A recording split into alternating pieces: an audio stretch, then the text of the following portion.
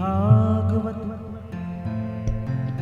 भगवान की है आरती। पापियों को पाप से है तारती। श्री भागवत भगवान की है आरती। पापियों को पाप से है तारती। श्री भागवत भगवान की है आरती। पापियों को पाप से है तारती।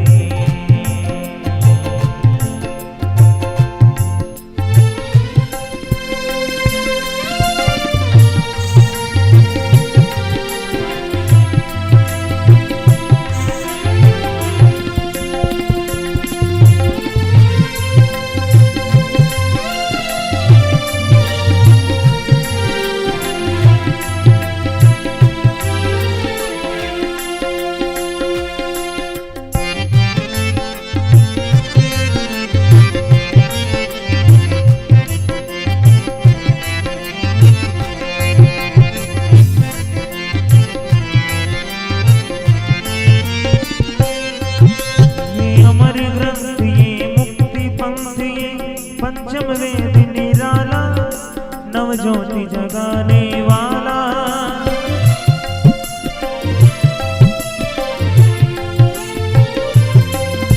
ये अमर ग्रंथ ये मुक्ति पंथी पंचम वेद निराला नव ज्योति जगाने वाला।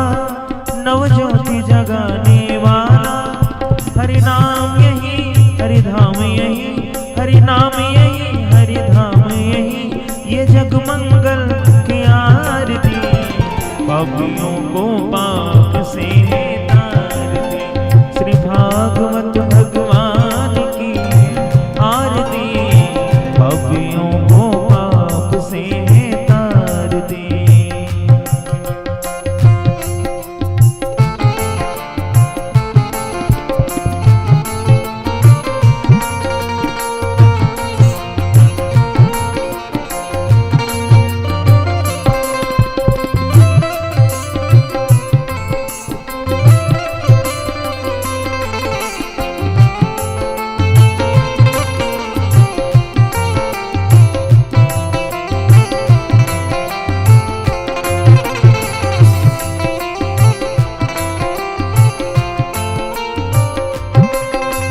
शांति गीत पावन पुनीत पापों को मिटाने वाला।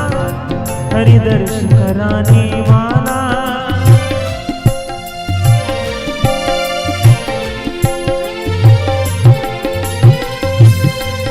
ये शांति गीत पावन पुनीत पापों को मिटाने वाला। हरि दर्शन कराने वाला। हरि दर्शन कराने वाला। ये सुख करणी ये दुख हरणी।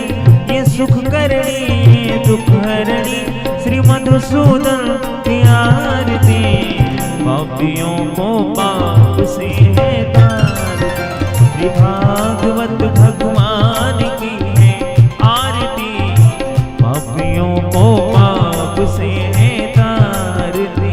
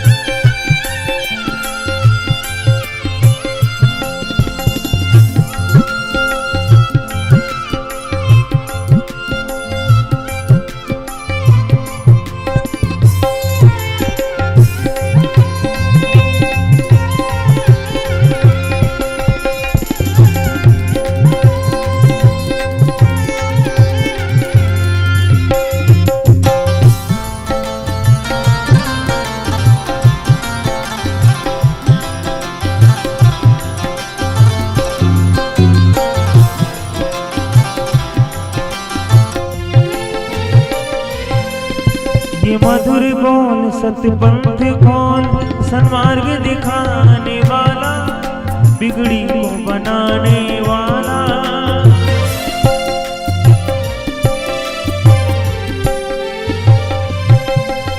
ये मधुर बोल सतपंथ खोल, सन्मार्ग दिखाने वाला, बिगड़ी को बनाने वाला, बिगड़ी को बनाने वाला।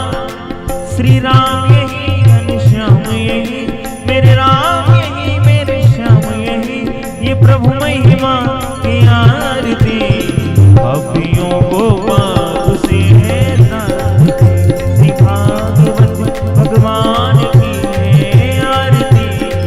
पापियों को पाप से है आरती, श्री भागवत भगवान की है आरती। पापियों को पाप से है तारती। कर्पूर गौरम करुणावतारम, संसार सारम भुजगेन्द्रहारम, सदा वसन्तं हृदयारविन्दे, भवं भवानी सहितं नमामि। त्वमेव माता च पिता त्वमेव, त्वमेव बन्धुः च सखा त्वमेव, त्वमेव वेद्या द्रविणं त्वमेव, त्वमेव सर्वं देवदेव, त्वमेव सर्वं देवदेव, त्वमेव सर्वं मम देवदेव। जलेन शीतलीकरणं पुष्पै देवाभिवन्दनं, आरोग्यार्थे आत्माभिवन्दनं, मन्त्रपुष्पाञ्जलिः। ॐ यज्ञेन यज्ञमय जन्ति देवासाय धर्माणि प्रतिपान्यासन्नत्तेह नाकं महिमानः, सचिन्त्रितपूर्वे साध्याः सन्ति देवा। नानासुगन्धिपुष्पाणि यथा कालोद्भवानि च, पुष्पाञ्जलिर्मया दत्त्वा गृहाण परमेश्वर, गृहाण जगदीश्वर। मंत्रपुष्पांजलिं समर्पयामि। बोले श्रीमद्भागवत महापुराण की, बांके बिहारी लाल की, सांवरिया सरकार की, राधा रानी सरकार की। बोले सियावर रामचंद्र की, पवन सुत हनुमान की, उमापति महादेव की। जय जय श्री राधे।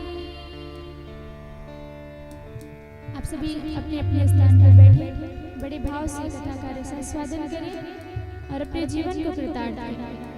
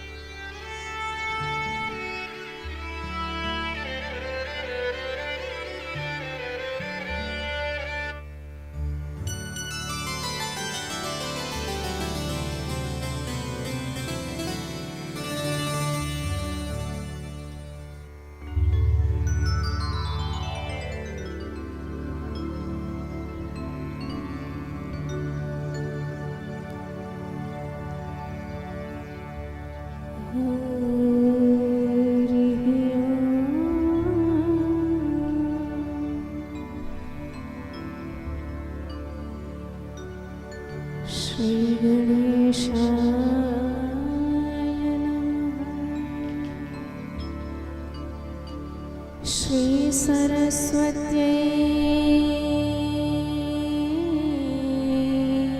नमः। श्री गुरुचरण कमलेभ्यो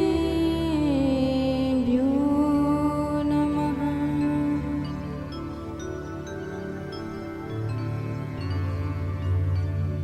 नमः परमहंसास्वादित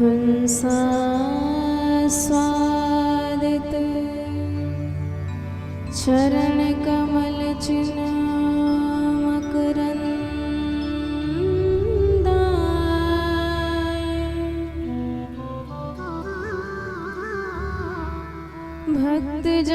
भक्तजनमानस निवासाय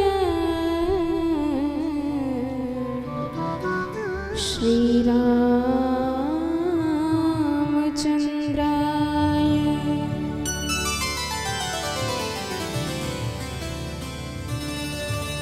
ध्येयं सदा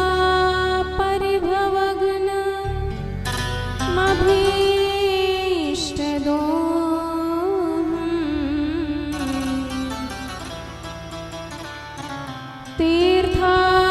तीर्थास्पदं शिवविरिञ्चिनुतं शरण्यम्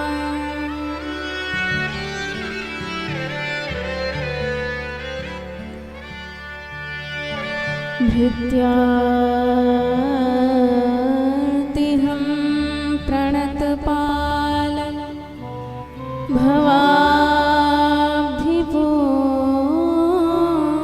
भवाब्धिपोतम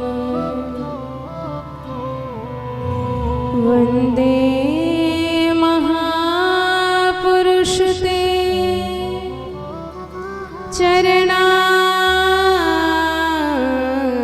चरणारविन्दम्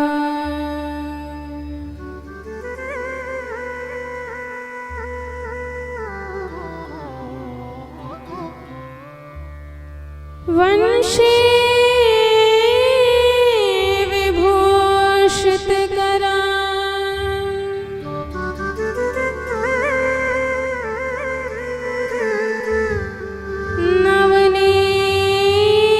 नवनीरदाभा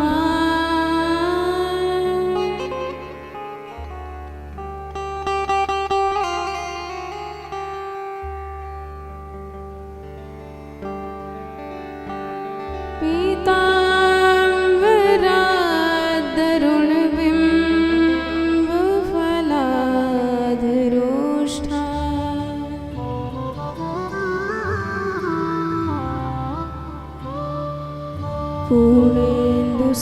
पूर्णेन्दुसुन्दरमुखा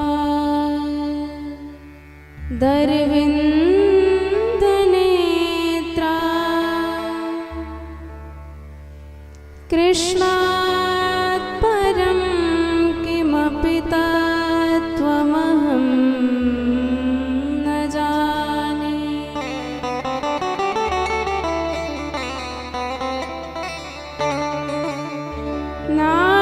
नारायणं नमस्कृत्य नरं चैव नरोत्तमं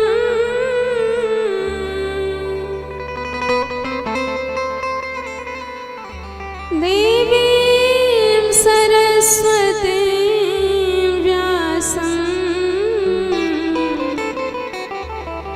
ततो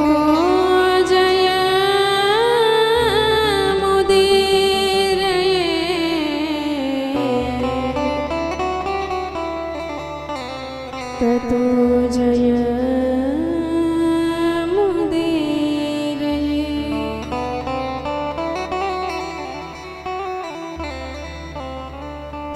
सीतानाथ समारंभा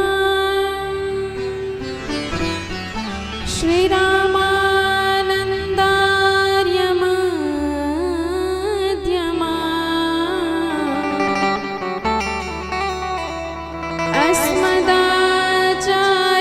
अस्मदाचार्यपर्यन्ता वन्दे श्रीगुरु परम्परा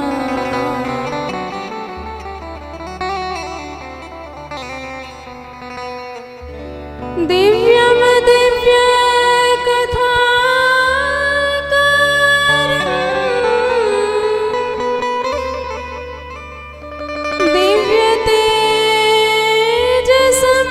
दिव्यतेजसमन्वितं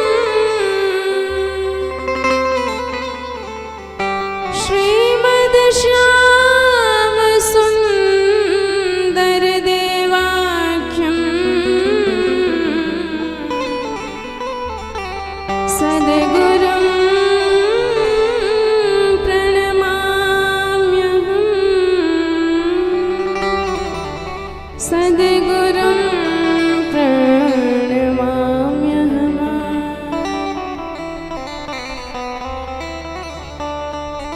जय जय श्री राधा रमण, जय जय नवल किशोर,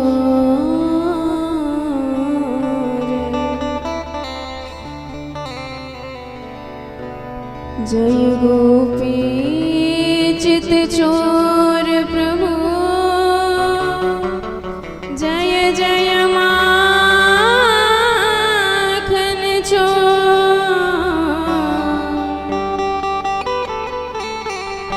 जय जय माखन चोर।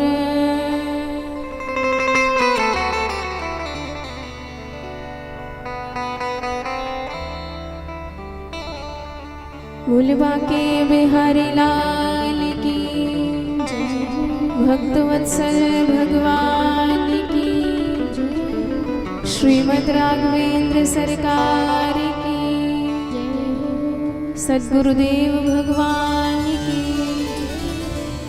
श्रीमद् भागवत महापुराण की जय। आइए हम सब प्रभु के पावन चरणों में मन को निवेदित करें, तत्पश्चात कथा में प्रवेश करें। सभी लोग बड़े भाव से गाते हैं।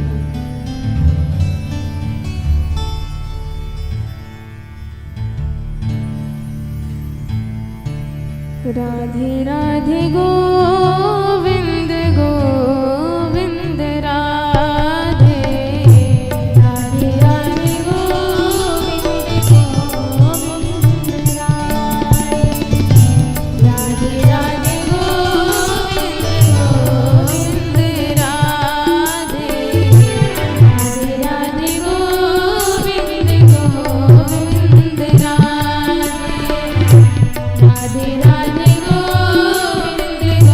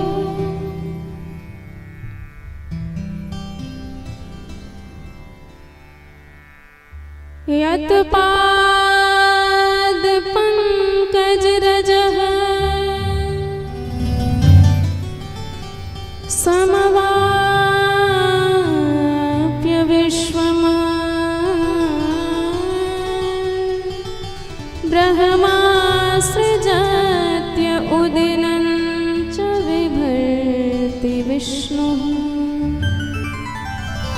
रुद्रश्च संहरते नेत्ररथा समर्था तस्मै नमोऽस्तु सततं श्रीराधिकायै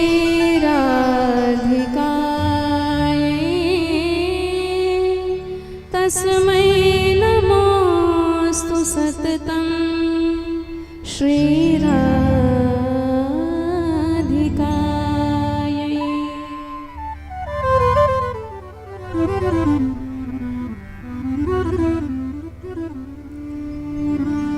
परम मंगल में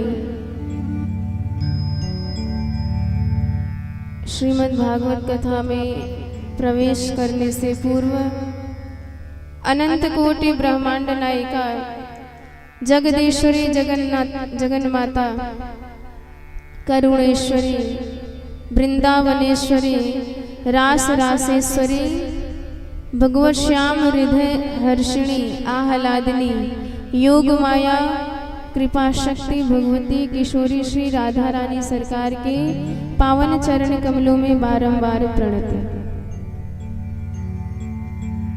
ये साक्षात भगवान की परम शक्ति है, जिनकी करुण कृपा का आश्रय प्राप्त करके ब्रह्मा जी संपूर्ण जगत की सृष्टि करते हैं, रचना करते हैं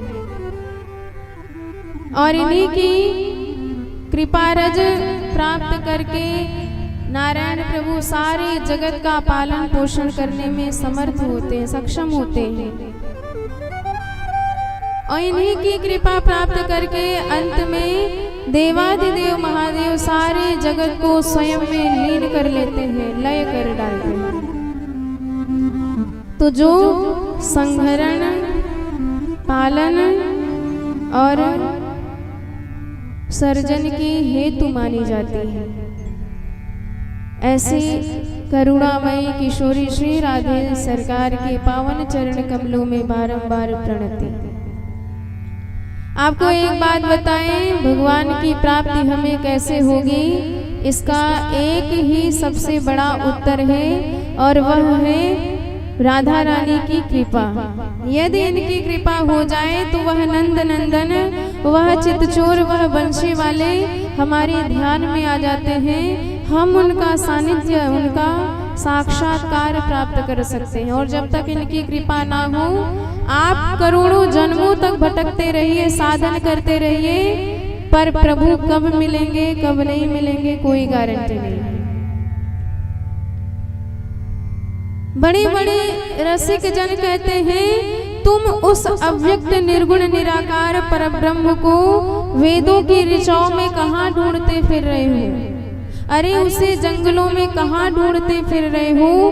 वो ना तो वैकुंठ में मिलेगा, ना वेदों की ऋचाओं में मिलेगा, ना जंगलों में मिलेगा, ना किसी अन्य ब्रह्मांड में मिलेगा। तो कहाँ मिलेगा? वह अपने किशोरी श्री जी की सेवा करते हुए मिलेंगे। ब्रह्म में ढूंढूं पुराणन कानन, वेद ऋचा सुन चौगे निचायन। देखियो सुनियो कब हूँ ना कि तो, वह कैसो स्वरूप और कैसो सुभायन। हेरत टेरत हारी परा, रस खानी बतायो न लोग लुगायन। देखियो दुर्यो वह कुंज कुटीर में, बैठ्यो पलोटत श्री राधिका पायन। वैकुंठ के ठाकुर जी जिनकी चरण सेवा में लक्ष्मी जी लगी रहती हैं, पर ये वृंदावन के ठाकुर जी जो स्वयं वृंदावनेश्वरी राधा रानी की चरण सेवा में लगे रहते हैं, स्वामिनी जी हैं हमारे सरकार की। जो कह दे वो प्रभु कर देते, इतना प्रेम करते हैं भक्ति से। ये भक्ति स्वरूपा है। इसलिए प्रभु कैसे मिलेंगे? भक्ति से मिलेंगे। उस भक्ति को जीवन में उतारिए। न तपोभिर्न वेदैश्च न ज्ञानेनापि कर्मभिः साध्यते भक्त्या प्रमाणं तत्र गोपिका।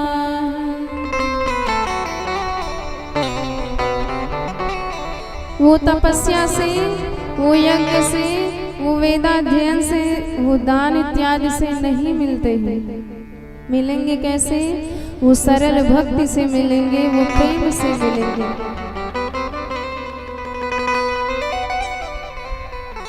भक्ति से रीझ जाते हैं ठाकुर जी, अपने भक्तों के हाथ का खिलौना बन जाते हैं। इसलिए जीवन में भक्ति को उतारिए। भक्ति है तो सब कुछ है, और भक्ति नहीं है तो कुछ भी नहीं है। तो जीवन में भक्ति कौन है? राधा रानी है। राधा रानी की चरण शरण ग्रहण कर लीजिए। वो बांके बिहारी लाल बिना किसी साधन के दौड़े चले आएंगे आपके पास।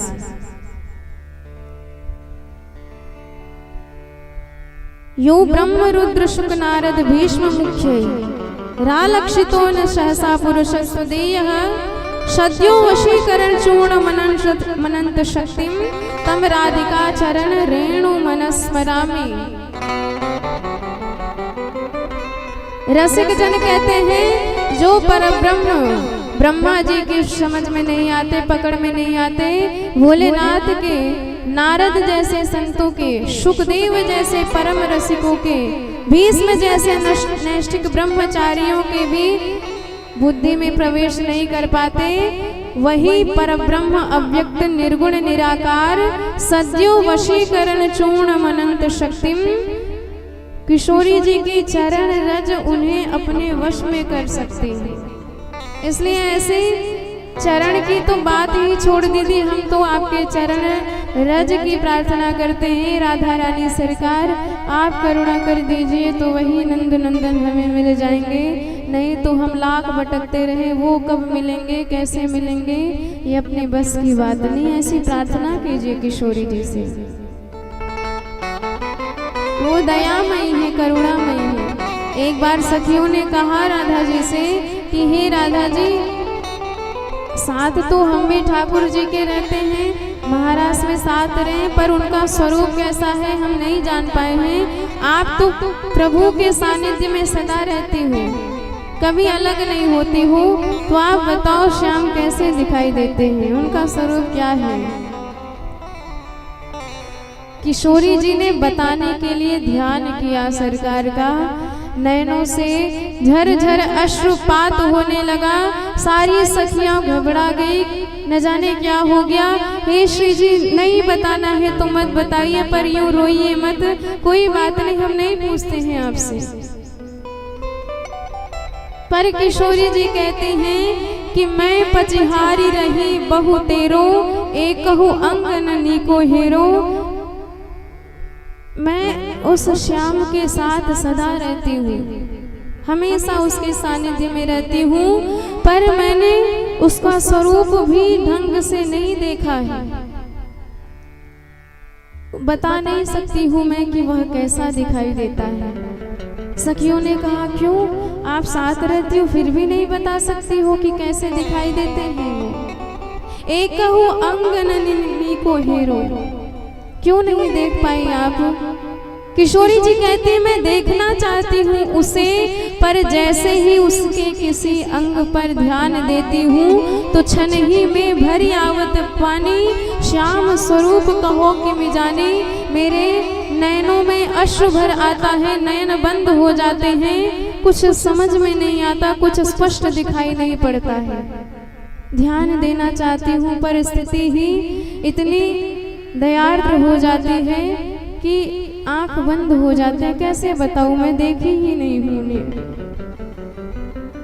सखियां कहती है तो मन को संभाल लीजिए, थोड़ा कठोर बना लीजिए हृदय को, तब बताइए कैसे दिखाई देते हैं हमारे श्याम सुंदर। किशोरी जी कहती है वो भी हमने करके देख लिया, पर कठिनाई क्या है कि नयन दो छवि अमित अगाधा, आंख तो दो ही है और छवि तो उनकी अपार है। वह शोभा सिंधु के सागर हैं, अपरिमित उनकी शोभा है। नयन तो सीमित हैं, दो ही हैं, कितना भर लो इन आंखों में उनके उस सौंदर्यता को।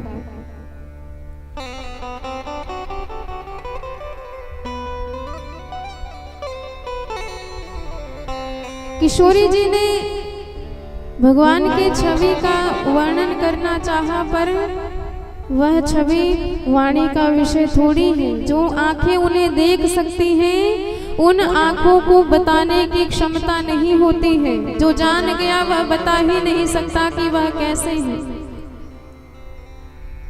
यही तो दिव्य भक्ति है, दिव्य प्रेम है।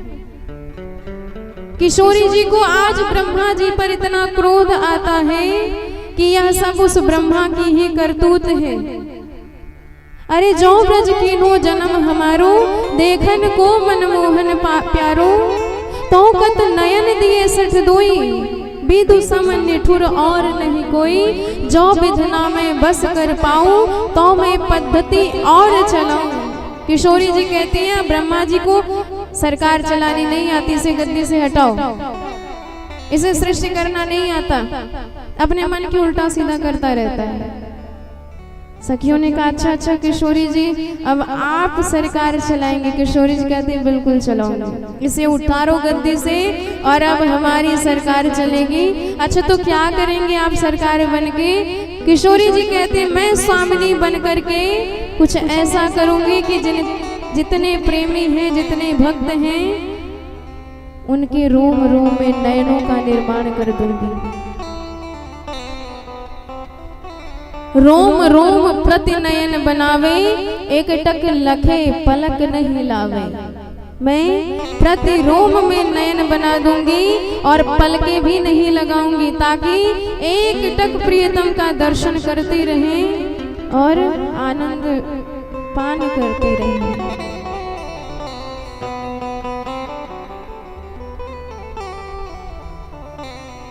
तो कछु कहियो होय सखी तेरो, यदि ऐसा हो गया तब मैं उनका स्वरूप कैसा है बता सकते हैं। ये भक्ति महारानी, ये किशोरी जी साक्षात भगवान की करुणा शक्ति है। श्याम और श्यामा जी में कोई अंतर नहीं है, दोनों एक हैं, बस अलग अलग दिखाई देते हैं। जैसे दीपक और बाती कहने में अलग अलग हैं, पर एक है, बिना एक दूसरे के अधूरे हैं, कल्पना ही नहीं की जा सकती। इसी प्रकार राधा कृष्ण, राधा माधव कहने में दो रूप हैं, सांवरे और गोरे हैं, पर एक ही माने जाते हैं। श्याम रंग श्यामा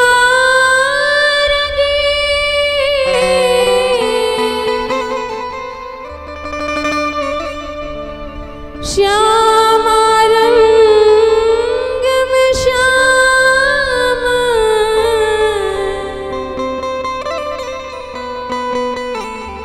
एक प्राण तन मन सहज, कहवे में दो नाम, कहवे में दो नाम।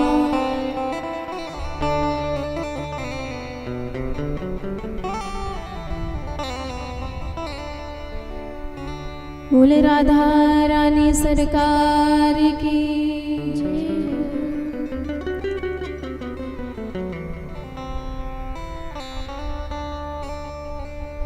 हमारे ठाकुर जी वृंदावन में उसी भक्ति के वश में अपने भक्तों के हाथ का खिलौना बने हुए हैं। ब्रजवासी जैसा नचाते हैं भगवान वैसा करते हैं।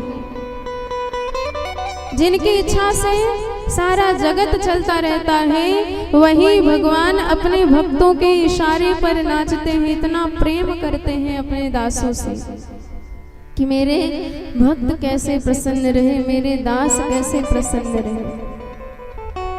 पर एक आदत है हमारे सरकार की, जब भगवान भक्ति देते हैं, करुणा करते हैं, तो फिर अपने दासों के अंदर सब कुछ छीन लेते हैं। ताकि कोई अहंकार अभिमान न रह जाए। जब जब कभी उसे ज्ञान का अहंकार होता है, विद्या का अहंकार होता है, गुण का अभिमान हो जाता है, पद का अभिमान हो जाता है, धन का अभिमान हो जाता है, रूप का अभिमान हो जाता है, तो सरकार सब छीन लेते हैं। एक एक करके सारे पात्र खाली कर देते हैं। ज्ञान भी छीन लेंगे, गुण भी छीन लेंगे, विद्या भी छीन लेंगे, पद भी छीन लेंगे, धन भी छीन लेंगे, रूप भी छीन लेंगे, ऐश्वर्य भी छीन लेंगे, सम्मान भी छीन लेते हैं, यश भी छीन लेते हैं कभी कभी, ताकि मेरा भक्त केवल मेरा बन के रह सके। और मैंपन जरा सा भी होता है तो ठाकुर जी वहां से भाग जाते हैं। इसलिए कृपा करते हैं तभी छीनते भी हैं। तो जब छीना जाए तो नाराज मत होया करिए। समझ लीजिए शायद प्रभु करुणा बरसा रहे हैं, अपना बना रहे हो, एक सीढ़ी आगे बढ़ा रहे हो, हमें छीन करके हमारे मन को ही शांत कर रहे हैं।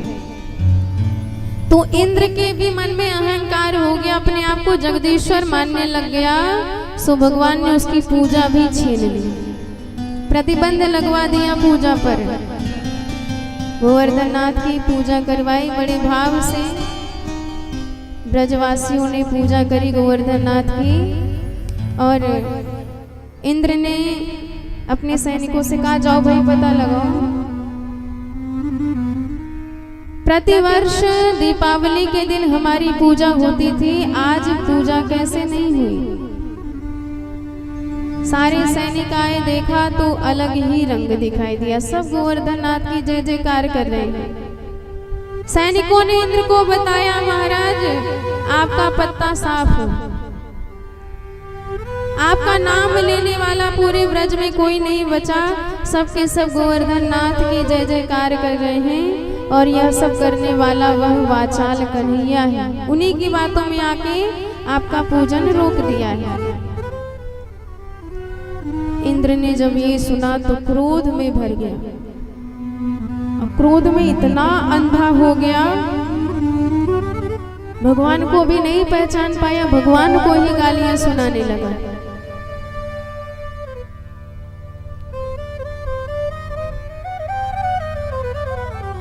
वाचालं बालिशं स्तब्धम्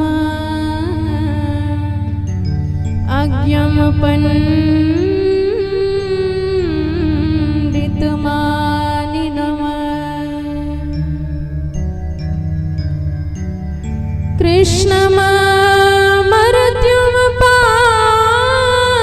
कृष्णमर्त्युमुपाश्रित्य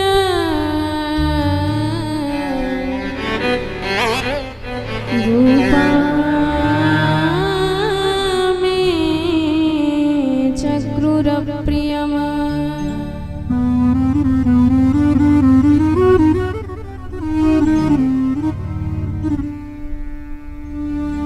भगवान को वाचाल, भगवान को अज्ञानी बताने लगा, और बड़े बड़े प्रलय करने वाले मेघों का आह्वान किया और आदेश दिया कि जाओ पूरे ब्रज प्रदेश में छा जाओ, एक भी प्राणी बचने ना पावे। इन्हें भी तो पता चले हमारा अपमान करना कितना खतरनाक होता है। इंद्रो प्राचोदयत् क्रुध्य वाक्यं च आदेशमान्युतः।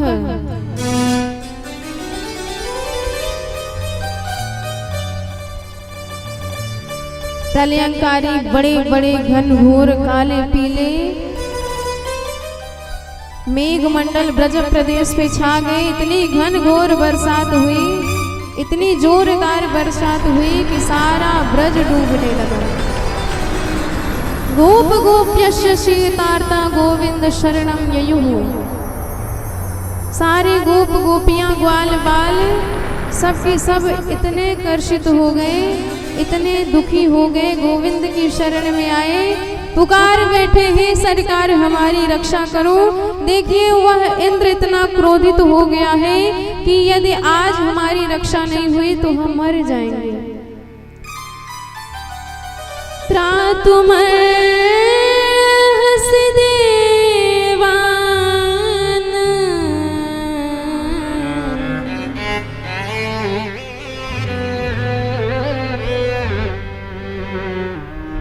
पिता भक्तवत्सलः।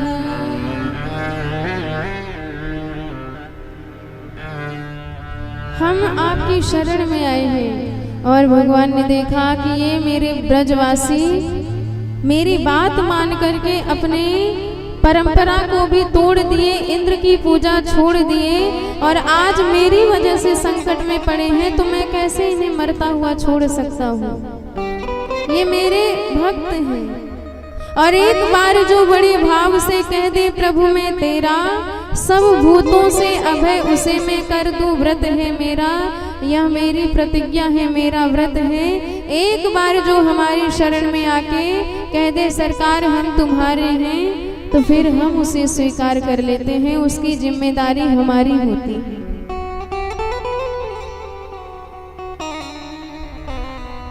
तस्मान् शरणं गोष्ठम्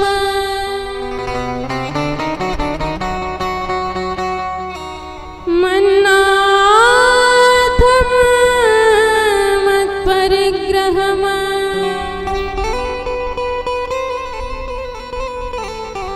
गोपायै स्वात्मयोगेन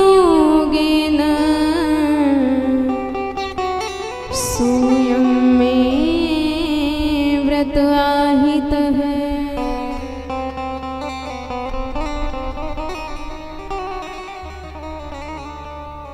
भगवान ने ब्रजवासियों से कहा चिंता करने की आवश्यकता नहीं ब्रजवासियों, अरे जिन देवता ने अपनी पूजा कराई है वही हम सबन की रक्षा भी करेगो। चलो मिलजुल करके सबके सब गोवर्धन नाथ की शरण में चलते, वही हमारी रक्षा करेंगे। सारे ब्रजवासियों को लेकर के प्रभु गोवर्धन नाथ की तलहटी में आए और सबसे कहा कि प्रभु को मनाओ, गोवर्धन नाथ की शरण में जाओ, वही रक्षा करेंगे। जिन्होंने पूजा कराई वही हमारी रक्षा करेंगे। सब मिलजुल के मनाने लगे।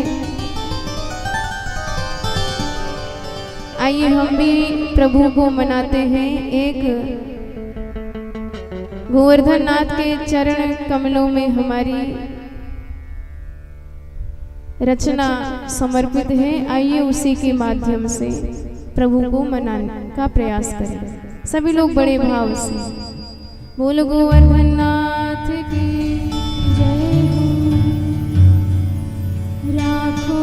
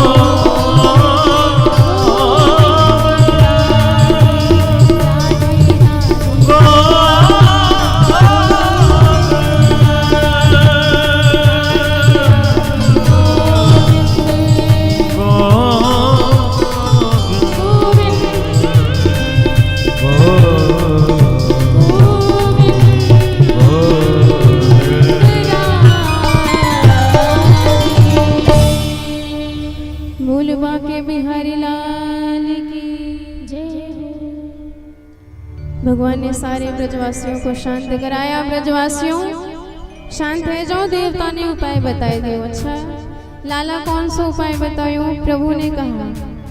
गोवर्धन नाथ बोले ज्यादा बारिश है रही तो तुम सब परेशान मत हो, मोह उठाए करके छाता बना लो।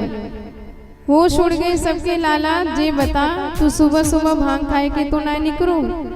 अरे ये इतने लंबे चौड़े 7 कोस के देवता छाता कैसे बना ले आपको?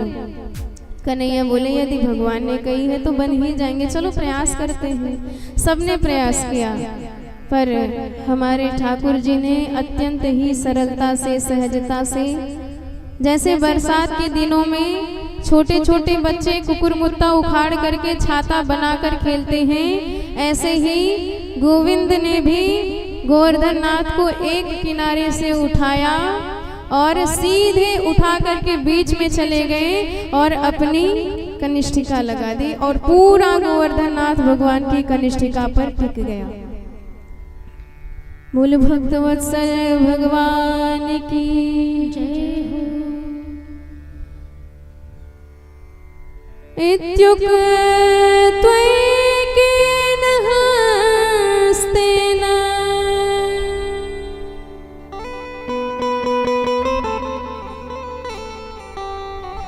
कृत्वा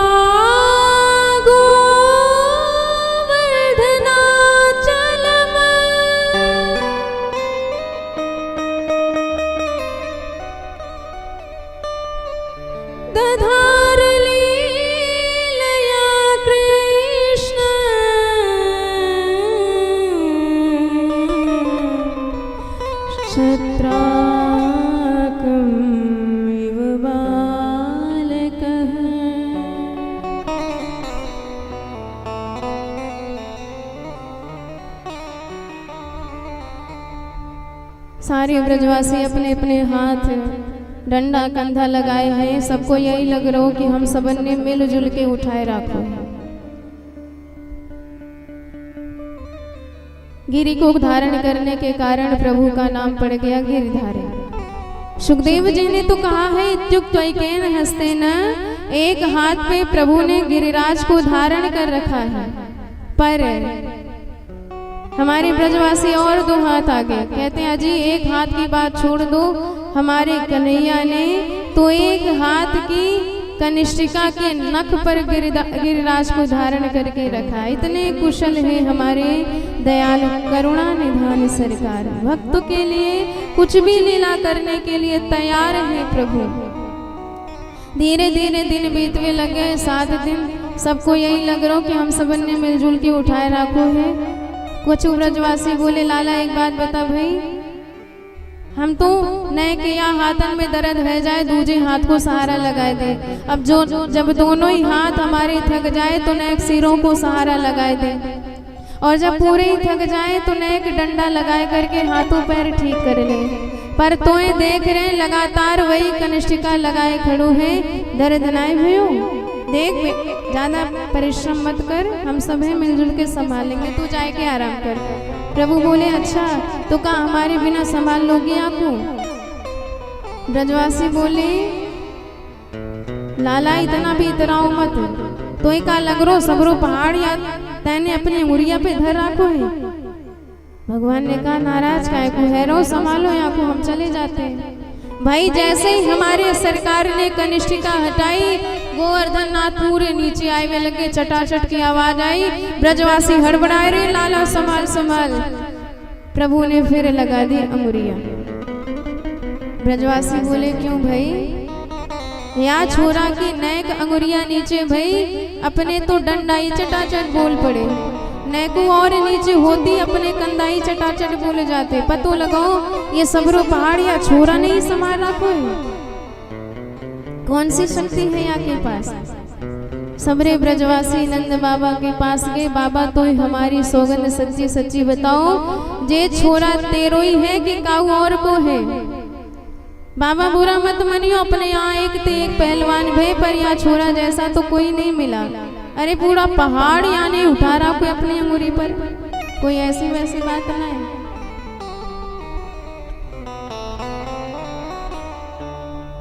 को सप्तहायनो बा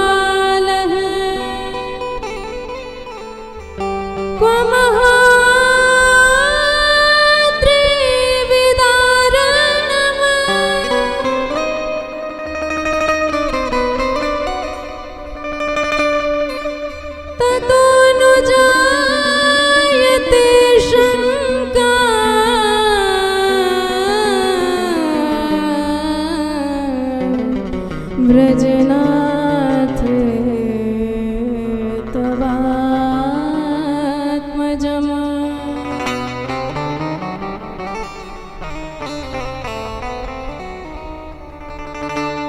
नंद बाबा घबराए कि भाई जी हमारो ही छोरा है और तुम सब मिलजुल के काऊ और को बनाए रहो। अरे आपके ऊपर नारायण प्रभु की कृपा ज्यादा है या कोई भगवान नहीं। धीरे धीरे नवमी पर्यंत बरसात हुई। 7 दिन तक सारे मेघ मंडल इंद्र के पास पहुंचे। इंद्र ने पूछा क्या हुआ? सरकार जितना था सब ढकेल दिया, कुछ बचा ही नहीं, खाली हो गया। इंद्र ने कहा भाग जाओ यहाँ से। सारे मेघ मंडल पलायन कर गए और धूप निकल आई। प्रभु ने कहा देखो ब्रजवासियों, धूप निकल आई है, अब तुम सब भी अपने अपने डंडा कंधा लेके बाहर निकलो, अपनी अपनी गैया के साथ, धन संपत्ति के साथ। पूरे ब्रज में धूल उड़ रही है। प्रभु की कृपा के सामने बड़ी बड़ी शक्ति भी हार जाती है। सारे ब्रजवासियों की प्रभु ने गोवर्धन नाथ को अपने हस्त पर धारण करके रक्षा करी। और दशमी के दिन इंद्र आया, 10 श्लोकों में भगवान की स्तुति किया कि सरकार हम अपने आप को जगदीश मान रहे थे, सो आपने हमारा वही घमंड तोड़ दिया, अहंकार तोड़ दिया, बड़ी कृपा करी है मुझ पर। विशुद्ध सत्वम तव धाम शांतम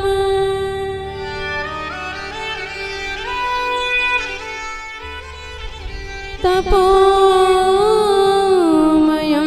ध्वस्तरमरजस्तमस्तम।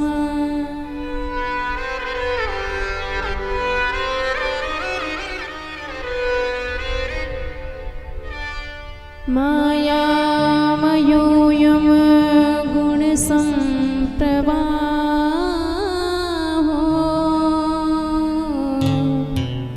न विद्यते ते ग्रहणानुबन्धः।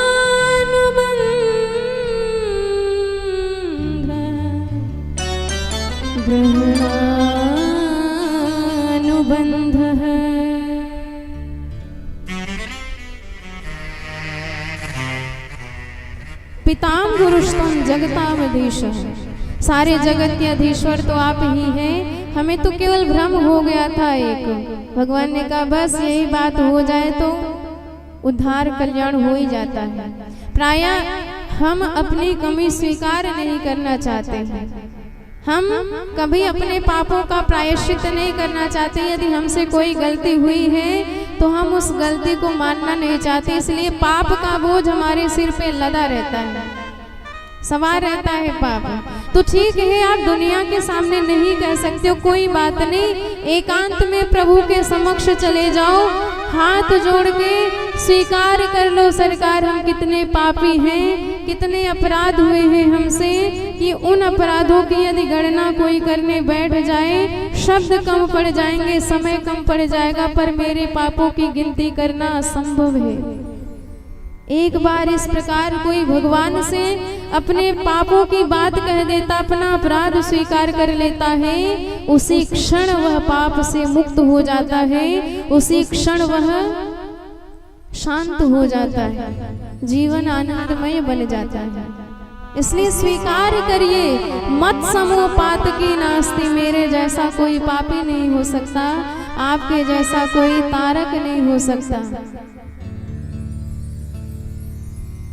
भगवान ने कहा कि इंद्र सबसे बड़ी गलती यही है भगवान की संपदा को हम अपना मानते हैं, और मेरी संपदा है, जब मेरी मर्जी होगी तब हम छीन लेंगे, और जो अपना मानने का प्रयास करेंगे उन्हीं की विडंबना होगी। इसलिए अपना मानिए ही मत, तो कष्ट ही नहीं होगा आपको। तम भ्रंशयामि संपद्यो यस्य चेच्छाम्यनुग्रहम्, जिसमें मैं अनुग्रह करता हूँ उसी का घमंड तोड़ता भी हूँ। इस प्रकार भगवान ने इंद्र को क्षमा दान कर दिया। एकादशी का दिन आया, हमारे नंद बाबा बड़े भाव से एकादशी का व्रत करते हैं और एकादशी के दिन सहस्त्र तुलसी दलों से भगवान की अर्चना करते हैं, सहस्त्र नामार्चना। देखिए, एकादशी का व्रत हर वैष्णव को अवश्य करना चाहिए। दुनिया में हर व्रत होता है किसी ना किसी कामना के लिए, पर एकादशी का व्रत ऐसा है जिससे चित्त हमारा निर्मल होता है, बुद्धि निर्मल होती है और जीवन में भगवान की भक्ति आती है।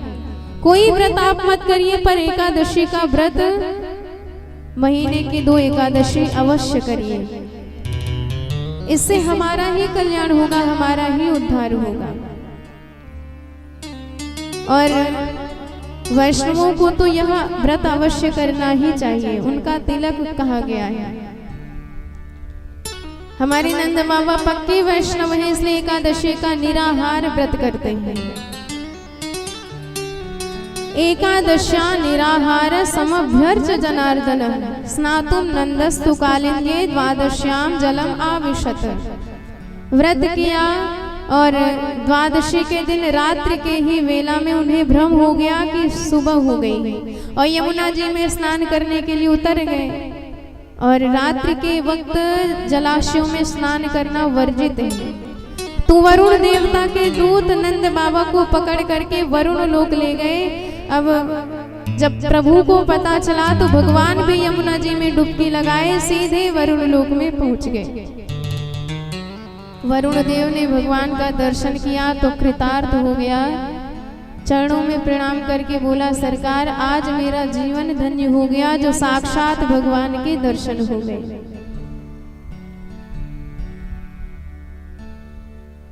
अद्य मे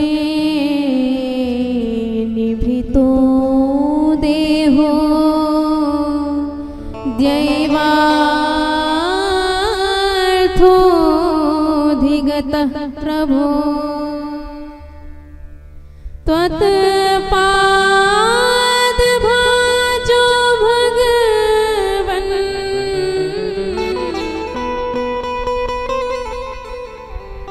वापो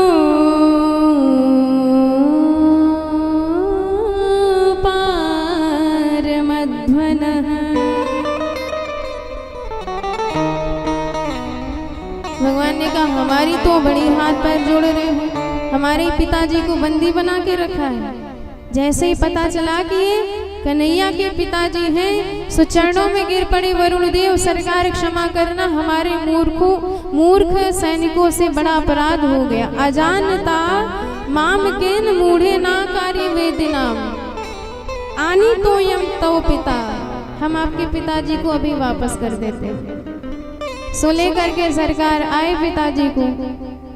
सारे ब्रज में हल्ला मच चुका था, सारे ग्वाल बाल घेर लिए। नंद बाबा इतनी रात में यमुना जी में डुबकी मार लिए। अरे सुबह तो होने देते। बाबा बता रहे, हमें क्या पता भैया, रात है गई। वहाँ 2-4 हट्टे कट्टे छोराए मोए दबोच के उठाए के न जाने कहाँ लेके पटक दिए। पर घूमता भयो जैसे ही कन्हैया पहुंच गए, सबरी आके पावन में लोटपोट है गए। न जाने कौन सी रिश्तेदारी आके निकल पड़ी बातें। आप सब ब्रजवासियों के होश उड़ गए। अच्छा, मतलब इतने दिन से हम सब पागल बन के इन्हें साधारण समझ रहे थे, जे तो हमारो भगवान नहीं करो। अब तो सबके सब हाथ पैर जोड़ने लगे। कन्हैया बोले, क्यों भाई ये हाथ पैर क्यों जोड़े जा रहे हैं? सब बोले, लाला का बताए, आज ही पतो चलो तुम्हारो भगवान है। भगवान ने कहा, अच्छा वो कैसे पता चल गयो? ब्रजवासी बोले, देख लाला, पैदा होवे की देर ना है भाई, तूने पूतना मार डारी, एक लात में गाड़ी उड़ाई दी। हमने जैसे तैसे मन को मना लिया। तृणावर्त मारो, बकासुर मारो, अघासुर मारो, शकटासुर मारो, कालिया नाग को भी नाथ के धर दिया।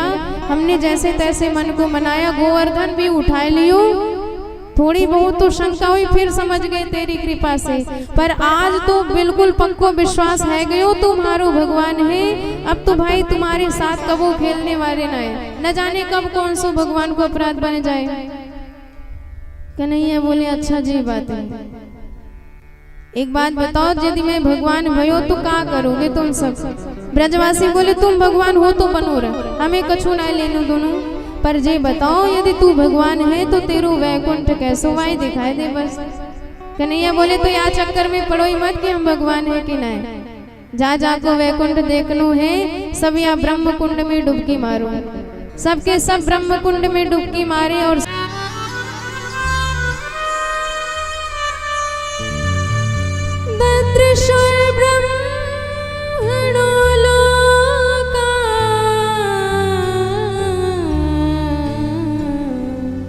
यत्र क्रूरो ध्यगात् पुराः।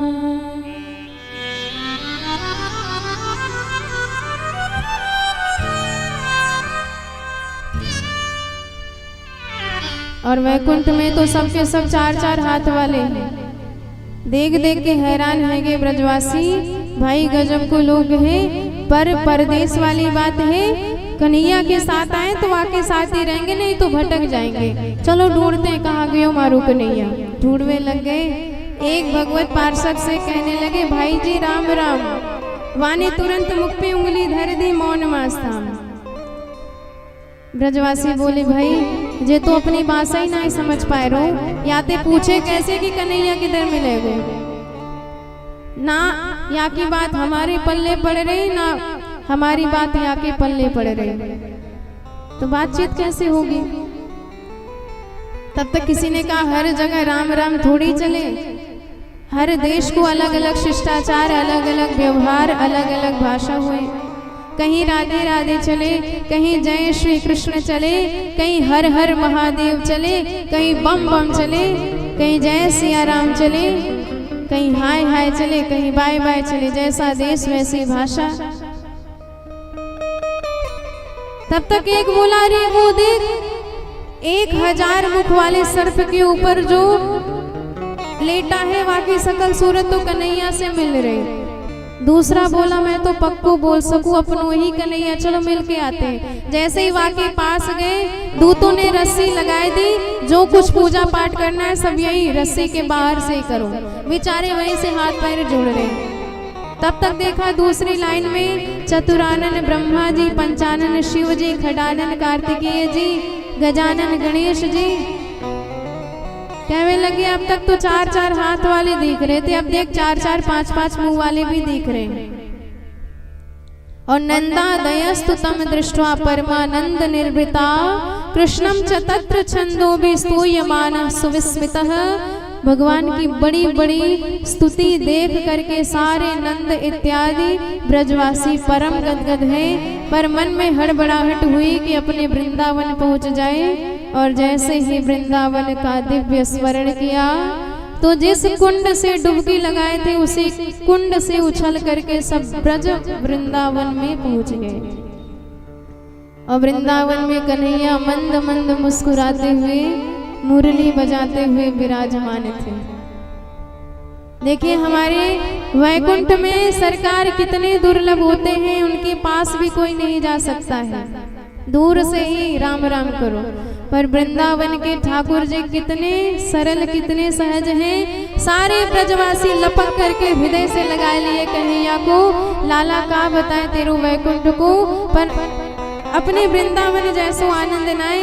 अरे तेरे साथ चाहे जैसे खेल रहे, चाहे जैसे बोल रहे, चाहे जैसे रह रहे, पर वैकुंठ में तो तेरे दर्शन के लिए लाइन लगानी पड़ती है।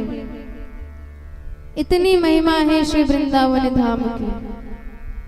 और यही वह दिव्य पावन भूमि है, धाम है, जहाँ पर भगवान का महारास संपन्न हुआ। जिस महारास में प्रवेश पाने के लिए बड़े बड़े ब्रह्मादिक देवता भी तरसते रहते हैं। संतों को एक नहीं अनेक युगों तक तपस्या करनी पड़ती है, प्रतीक्षा करनी पड़ती है, तब इस महारास में प्रवेश मिल पाता है। दंडकारण्य के संत युगों से पर प्रतीक्षारत थे। आज उन्हें यह सौभाग्य मिला है महाराष्ट्र में प्रवेश करने का। यह सच्चिदानंदमय धाम कहा गया है। भूमिश्च चिंतामणि स्तोयम अमृतम रसपूरितम। यहाँ की भूमि चिंतामणि के समान है जो साक्षात भगवत प्राप्ति कराने वाली है। यहाँ के जल अमृत से भी बढ़ चढ़ के हैं। यहाँ के वृक्ष कल्प वृक्ष के समान है और यहाँ के स्त्री पुरुष राधा माधव के ही स्वरूप है। श्रीमद वृंदावनम धाम पूर्णानंद रसाश्रयम। ये वृंदावन धाम ही ऐसा एकमात्र धाम है जो सारे रसों का आश्रय कहा गया है, परिपूर्ण रस का परिपूर्ण आश्रय कहा गया है। बाकी कहीं पूर्णता नहीं है। पूर्ण वही है जहाँ भगवान रमण करते हो, रमण बिहारी जहाँ विहार करते हो वही धाम पूर्ण माना जाता है। प्रेम की पिपास देख देख निज प्रेमियों की, प्रेम का समुद्र सीमा तोड़ के बहाया है। भावुक रसीले जन निराश ना होंगे अब, कामना की पूर्ति हेतु कल्प तरु लगाया है। वृंदावन जड़ित चारु चादर बिछा है जहाँ, भांति प्रतिभांति कुंज कुंज से सजाया है। भारत का भूषण तिलक तीनों लोक का, भक्तों के वास हेतु श्री वृंदावन बनाया है। ये तो भक्तों के वास हेतु धाम है। बड़े बड़े भक्त मोक्ष भी त्याग देते हैं यहाँ वास करने के लिए। हम सब भी आइए बड़े भाव से उसी महारास में प्रवेश करते हैं रास पंचाध्यायी के माध्यम से। और प्रवेश में ही सुखदेव जी ने यहाँ पर यह सीमा बांध दी है कि सावधान, यदि आप इस कथा में प्रवेश कर रहे हैं तो इस बात का ज्ञान अवश्य रहे कि हम कोई साधारण स्त्री पुरुष की लीला में प्रवेश नहीं कर रहे हैं। ये सारे जगत के आधार भगवान की दिव्य मंगलमयी लीला है।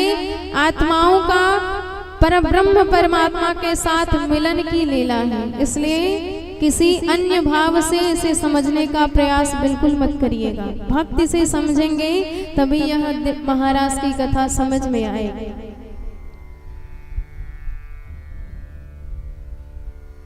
भगवान अपिता रात्रि है, शरदोत्फुल्ल मल्लिका, वीक्ष्यरन्तुं मनश्चक्रे योगमायामुपाश्रिता,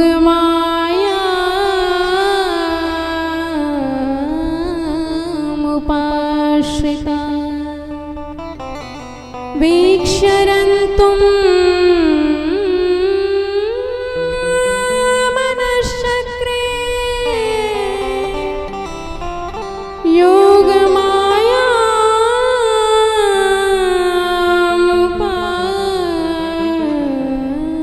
योगमायामुपाश्रिता।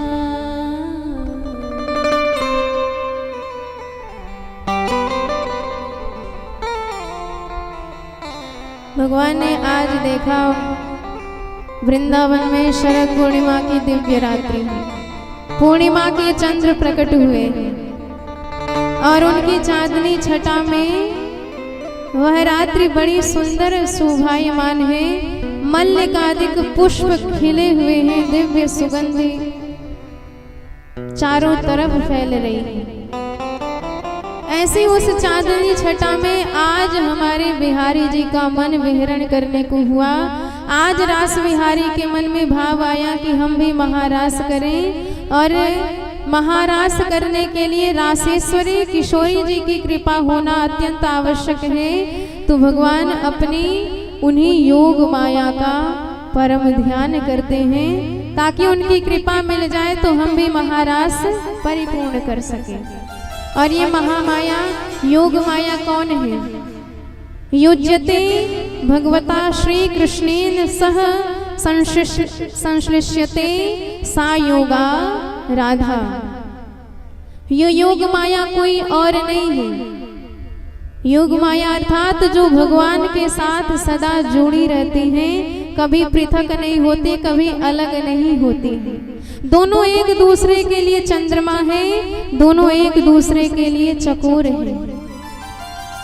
तब मुख चंद्र चकोरे मेरे नयना, अरे बरात निश दिने मिलिबे को, मिले रहत मानो कबहू मिले ना।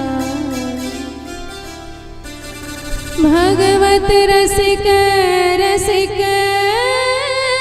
की बातें,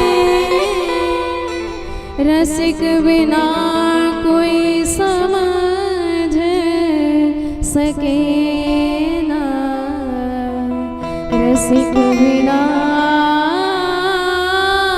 कोई समझ सके ना।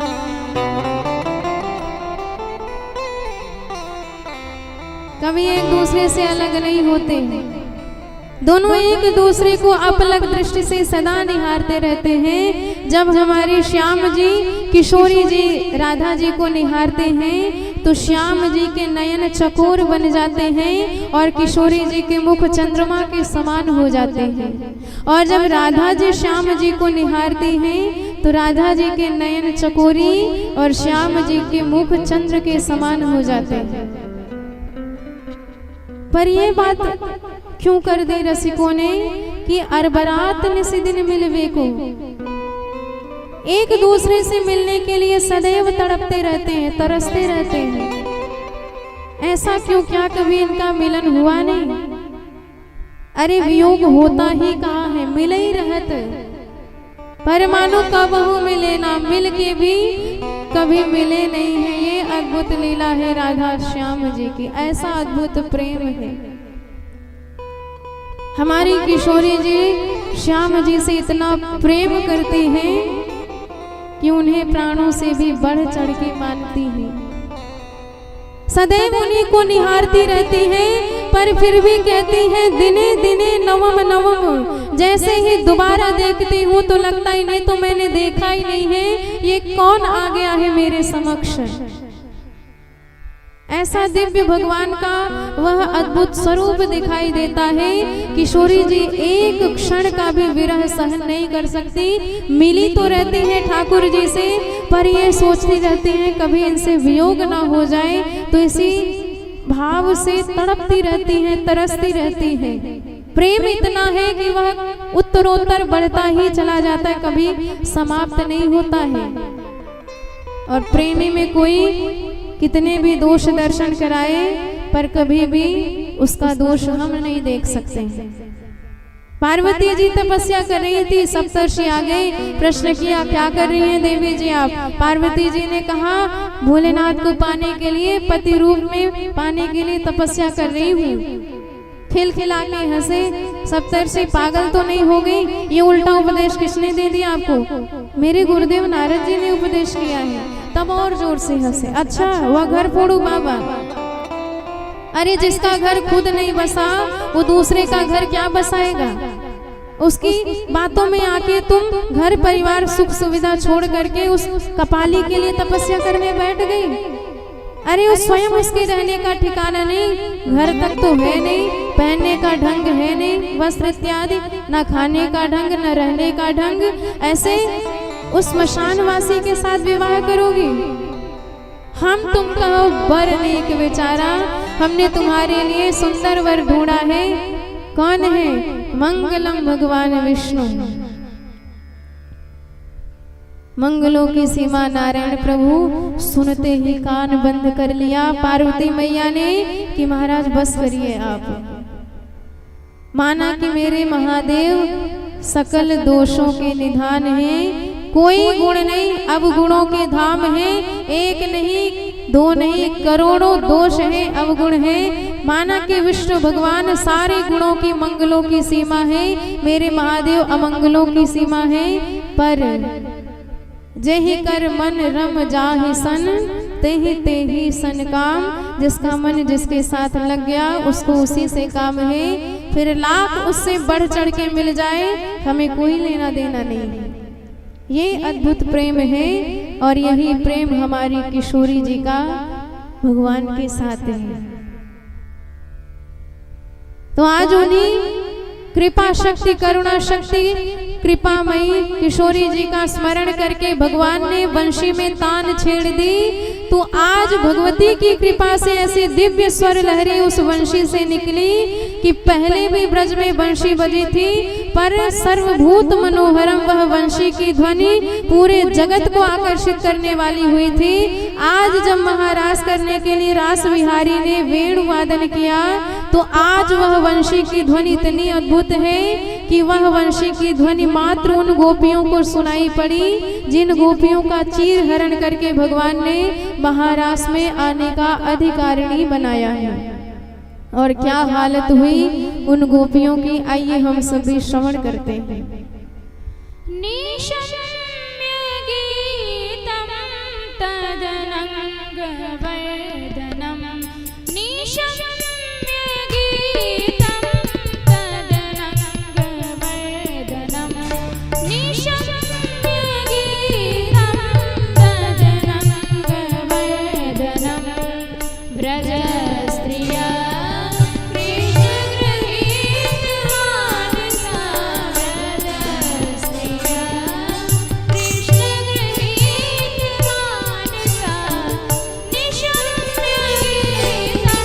तो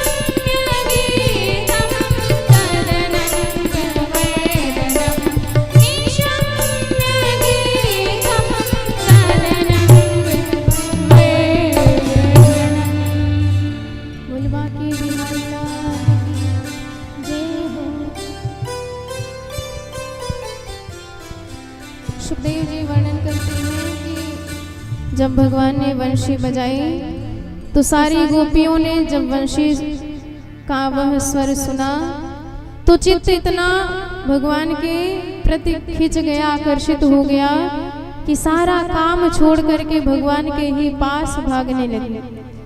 एक गोपी गैया धो रही थी और भगवान ने जैसे ही वंशी बजाई दोहिनी वहीं पटकी और प्रभु के तरफ दौड़ लगाई। एक गोपी श्रृंगार कर रही थी और भगवान ने वंशी बजाई, सो उसी समय इतना बावरी हो गई कि आंख का काजल होठों पे लगा लिया और होठों की लाली आंखों में लगा लिया, उल्टा सीधा श्रृंगार करके भगवान के पास दौड़ी गई। एक गोपी वस्त्र पहन रही थी, भगवान ने वंशी बजाई, सो उल्टे पुल्टे कपड़े पहन के भगवान की तरफ दौड़ लगा दी। एक गोपी पतिदेव को भोजन परोस रही थी और जैसे ही रास करने के लिए रास विहारी ने वंशी बजाई तो गोपी इतनी बावरी हो गई। पतिदेव ने दाल में नमक मांगा तो खीर में नौन, दाल में शक्कर, माखन में मिर्चाई, गाय को साग, ससुर को भूसो, ऐसी मति बोराई।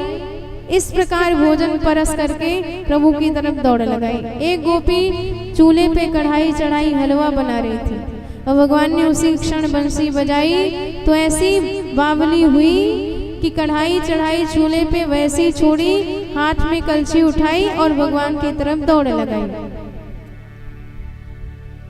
लिम्पन्त्यम प्रमिजन्त्योन्या अंजन्त्यम काश्यलोचने व्यस्त्यस्त्य वस्त्राभरणं काश्चित् कृष्णान्तिकं ययुः तां वार्यमाणां पतिभिः पितृभृर्भ्रातृबन्धुभिः गोविन्दा परितात्मानो न न्यवर्तन्त मोहिता।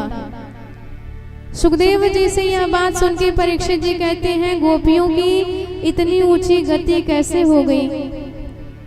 सुखदेव जी कहते हैं ये कोई साधारण स्त्रियां थोड़ी हैं, कोई दंडकारण्य के संत है जो राम जी के रूप पर मोहित हो गए। मन में भाव आया कि यदि हम भी स्त्री होते तो प्रभु के हृदय से लग के उनकी सेवा करते, लेकिन राम जी की मर्यादा है, उन्होंने राम अवतार में किसी भी ऐरे गहरे को हृदय से गले से नहीं लगाया है। हनुमान जैसे रसिक भक्तों को, भरत जैसे रसिक दासों को हृदय से लगा के प्रेम दिया है। प्रभु ने कहा कि अगले अवतार में, कृष्णावतार में हम महाराज करेंगे तो आप सब स्त्रियां बन के आना, सबकी इच्छा परिपूर्ण करेंगे। तो वही संत है जो युगों युगों से प्रतीक्षारत है। ते सर्वे स्त्रीत्वमात्मन्ना, तो किसके रोके रुक सकते हैं। गंगा जी की धारा एक बार गंगोत्री से निकलती है तो फिर चाहे जितना बड़ा पहाड़ आ जाए, छोटा रहेगा तो बहा ले जाएगी धारा से, बड़ा रहेगा तो मार्ग बदल के जाएगी, पर रुकेगी नहीं, सागर से मिल के ही दम लेगी। ठीक इसी प्रकार कोई स्वयं सिद्धा है, कोई साधन सिद्धा है, कोई यक्ष कन्या, कोई नाग कन्या, कोई देव कन्या, कोई ऋषि कन्या, कोई दंडकारण्य के संत, कोई यज्ञ सीता है, कोई वेद की ऋचाएं हैं। ये दिव्य आत्मा है, पुण्य आत्मा है जो आज भगवान का सानिध्य प्राप्त करने जा रही है। कौन रोक सकता है इन्हें। एक गोपी के पतिदेव ने पकड़ के कैद कर लिया, ताला लगा लिया दरवाजे पर। उसे लगा आज सब प्रभु का अंग संग प्राप्त करेंगे। धिक्कार है मेरे शरीर के बंधन पर कि मैं बंध के रह गई। तो अंतर गृह गता गोपियों लब्धा विनिर्गमा जुहुर गुणमयम देहम सद्यः प्रक्षीण बंधना। शरीर के बंधन का त्याग करके दिव्य रूप बना के भगवान के पास पहुंच गए। इच्छा करते ही शरीर छोड़ दिया, ऐसी ऊंची स्थिति आ गई गोपियों की।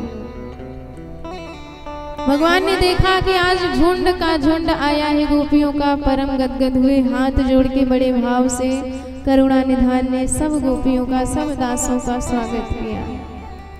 स्वागतम वो महाभागा प्रियम किम करवा ब्रजस्यानामयं कच्चे ब्रूतागमन कारणम। स्वागत है देवियों आपका, पर क्यों आई? अब देखिए सरकार ही बुलाने वाले हैं, पर फिर भी छेड़ रहे हैं गोपियों को, क्यों आई? भगवान जानते हैं गोपियां हमसे बड़ा प्रेम करती हैं, अत्यंत प्रेम करती हैं, पर उस प्रेम को गोपनीय रखती हैं, इसलिए इनका नाम है गोपी, गोपनशीला प्रयत्नतः। और प्रेम का दीपक दुनिया की हवा से छिपा के रखना भी चाहिए, नहीं तो दुनिया की हवा उसे बुझा देती है। भगवान कहते हैं ठीक है दुनिया से छिपाओ, पर जिससे प्रेम है उसे तो बताओ, हमसे तो निवेदन करो, हमसे तो बताओ अपने प्रेम की बात। और किसी से अपने प्रेम की बात कहना बड़ा कठिन होता है, और भगवान आज कटिबद्ध खड़े हैं, इनके मन का प्रेम इनके मुख से ही कहलवा के दम लेंगे।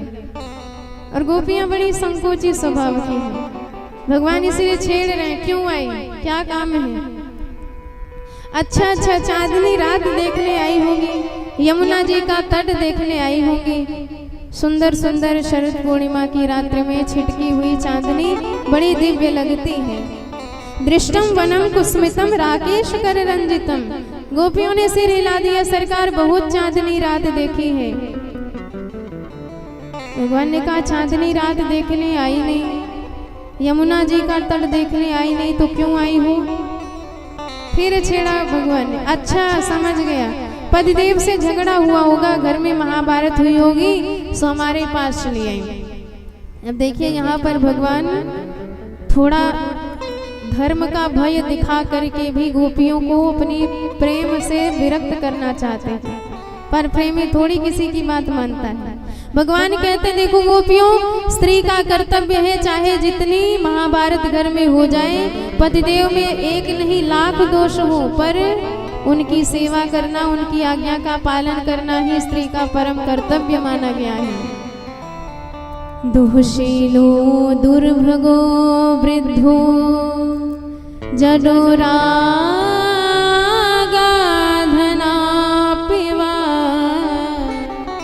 स्त्रीभिः पतिर्नः तव्यो लोके सुभीर पात की। पतिदेव चाहे क्रोधी हो, चाहे कामी हो, चाहे निर्धन हो, चाहे रोगी हो, चाहे पागल हो, एक नहीं करोड़ों दोष हो, पर ऐसे पति कर किए अपमाना, नारी पाव जमपुर दुख नाना। ऐसे पति का भी जो स्त्री अपमान करती है वह भयंकर त्रास पाती है यम की संयमनीपुरी में। और एक स्त्री के लिए पति से बढ़ चढ़ के कोई और देवता नहीं होता है। भर्तृ शुश्रूषणं श्रीणाम परो धर्मो यमाया। भगवान ने खूब नियम समझाया। गोपियों ने सिर हिलाया, सरकार कोई महाभारत नहीं हुआ। अच्छा तू क्यों आई? समझ गया हमसे मिलने के लिए चली आई, इतना प्रेम करती हो हमसे, घर छोड़ के भाग आई। देखो गोपियों, बदनाम हो जाओगी पूरी दुनिया में, समाज क्या कहेगा, क्या मुंह दिखाओगी। इतना प्रेम है तो मेरी चर्चा आपस में कर लिया करो, या फिर सुबह शाम गैया चराने जाता हूँ तो दर्शन कर लिया करो, पर यूं भाग के मत आया करो मुझसे मिलने। श्रवणा दर्शना ध्याना मयि भावानुकीर्तना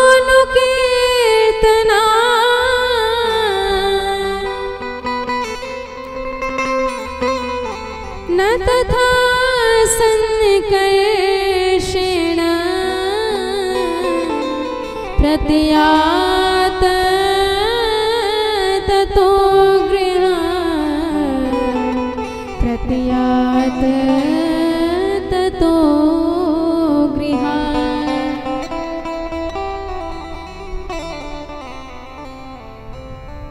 भगवान ने 10 श्लोकों में प्रश्न ही प्रश्न किया, क्यों आई हो? और गोपियां बेचारी, उनके तो सारे मनोरथ ही भंग हो गए।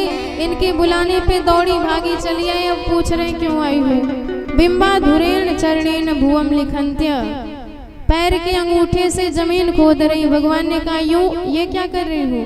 गोपियां कहती गड्ढा खोद रहे हैं। भगवान ने कहा वो क्यों? गोपियां कहती इतने निर्मोही हो, इतने कठोर हो, गड्ढा खोद रहे, इसी गड्ढे में कूद करके अपनी जान दे देंगे। भगवान ने कहा तो बावरियों, पहले बताती फावड़ा लेके आते, बढ़िया गड्ढा खोद देते, एक ही मिनट में कूद के मर जाते। गोपियों ने कहा अच्छा इतने भी कठोर मत बनिए। 11 श्लोकों में उत्तर दिया। गोपियों ने यूं आई बोल दी, बंद कर दी सरकार की।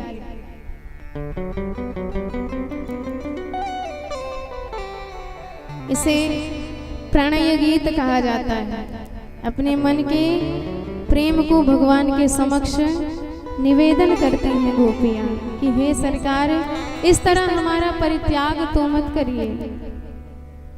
मयिवं विभोर्हति भवा गदितुं नृशंसम् संत्यज्य सर्वविषयांस्तव पादमूलम् भक्ता भजस्व दुर्वा ग्रहमात्यजास्मा देवो यथादिपुरुषो भजते मुमुक्षुं भजते मुमुक्षुं भजते मुमुक्षुं। गोपियां कहती है सरकार, इस तरह हमारा परित्याग मत करिए। अरे आपके लिए पूरी दुनिया छोड़ के आए हैं, ये भी नहीं पता कि वापस घर में कोई हमें घुसने देगा कि नहीं घुसने देगा, हमारे माता पिता हमें स्वीकार करेंगे कि नहीं, हमारे पतिदेव हमें घर में जाने देंगे कि नहीं जाने देंगे, कुछ नहीं जानते, कुछ नहीं सोचा। केवल आपके प्रेम में बावली हो गई, पूरी दुनिया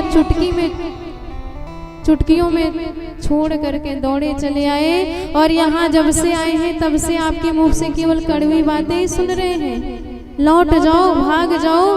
क्या हमारी शक्ल इतनी बुरी है या हमारा आना आपको बुरा लगा? जब से आई है तब से भाग जाओ, यही शब्द आपके मुख से सुन रहे हैं। अरे मधुराधिपते रखिलम मधुरम, मधुरता की मूर्ति हो, सीमा हो, कुछ तो मीठी वाणी बोलो। ये करेले जैसा कड़वा शब्द क्यों निकल रहा है आपके मुख से? बड़े सुंदर सुंदर भाव प्रकट किए हैं। गोपियां कहती है ठीक है, भगाना ये था तो फिर हमारा मन क्यों चुरा लिए हो बंशी बजा के? देखिए, जब तक मन हमारा नहीं लगेगा, मन नहीं रहेगा, तब तक शरीर की कोई अंग काम नहीं करेंगे। कान कथा तभी सुनेंगे जब मन रहेगा तब, हाथ काम तभी करेंगे जब मन लगेगा तब, पैर घर तक तभी जाएंगे जब मन लगेगा तब। और मन नहीं है, सारे अंग, पूरा शरीर काम नहीं करता है। चित्तम सुखेन भवता परितं गृहेषु यन्निर्विशत्युतिकरावपि गृह्य कृत्ये पादौ पदं न चलतस्तव पादमूला यामः कथं व्रजमथो करवाम किं वा।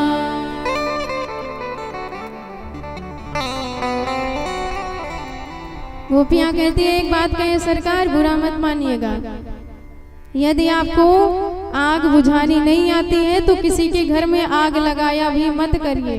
भगवान ने कहा रे गोपियों, हमने कब तुम्हारे घर में आग लगा दी? कैसे कैसे आरोप लगा रही हो हम पर? गोपियां कहती है बस बस यही आपकी विशेषता है, करते भी हो और स्वीकार भी नहीं करते हो कि हमने किया है। अरे मान भी लिया कीजिए।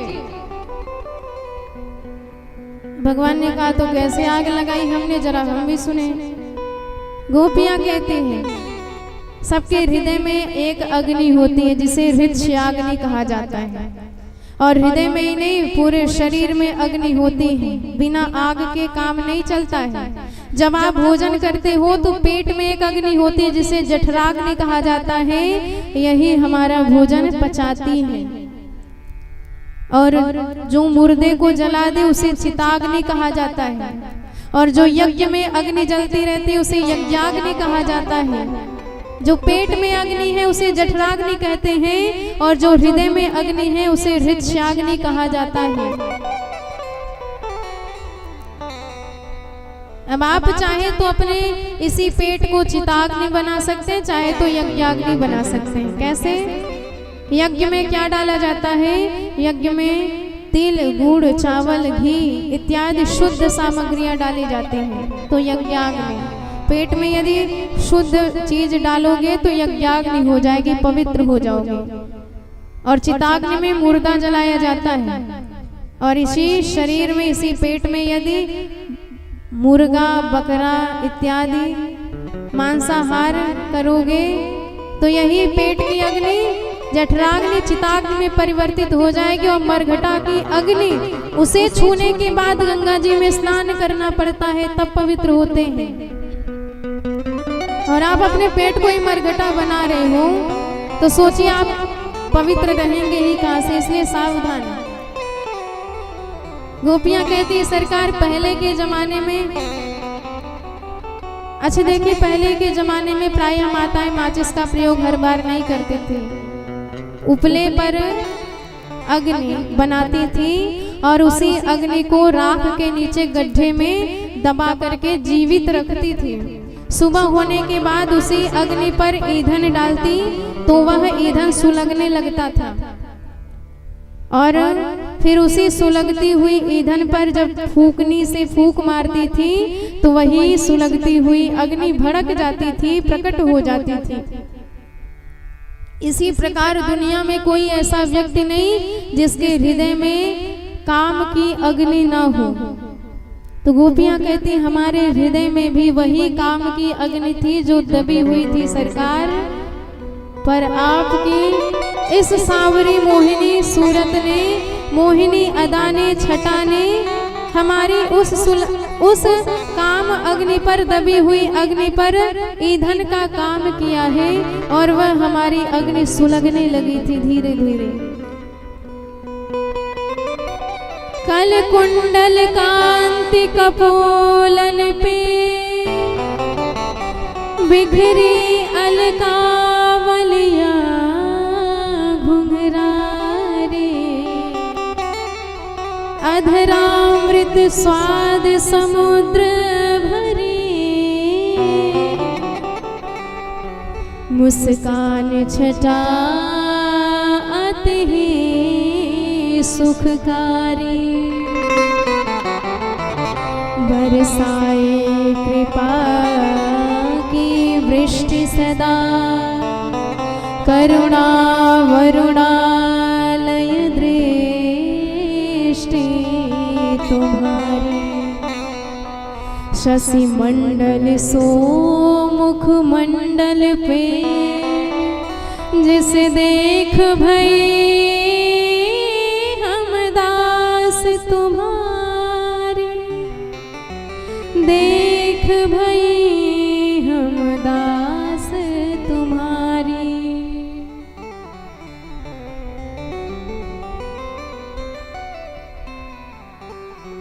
तो गोपियां कहती हैं आपकी उस सांवरी छटा ने हमारी काम अग्नि पर ईंधन का काम किया है और वह अग्नि सुलगने लगी। यहाँ तक तो ठीक था, पर आप इतने निर्दयी हो, इतने क्रूर हो, इतने छलिया हो, इतने कठोर हो कि आपने अपनी फूकनी निकाली, आपको संतोष नहीं हुआ। और उसी वंशी में जो स्वर लहरी फूक दी आपने, जो स्वर लहरी छेड़ दी कि वह हमारी सुलगती हुई काम की अग्नि भड़क कर प्रज्वलित हो गई, जिसने हमें ही जलाना प्रारंभ कर दिया, हमारे हृदय में ही, तन बदन में ही आग लगा के रख दी है। देखिए, यज्ञ में अग्नि रखना आवश्यक है, बिना अग्नि के स्वाहा स्वाहा नहीं कर सकते हो आप।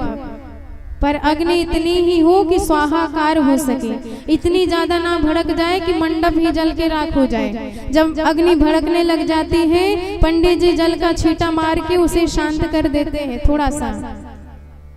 गोपियां कहती हैं सरकार यह अग्नि तुम्हारी ही लगाई हुई है, यदि इसे आप नहीं बुझाओगे तो हम जल करके राख हो जाएंगे, भस्म हो जाएंगे। अब अपने मन की बात गोपियां प्रभु से निवेदन करते हैं।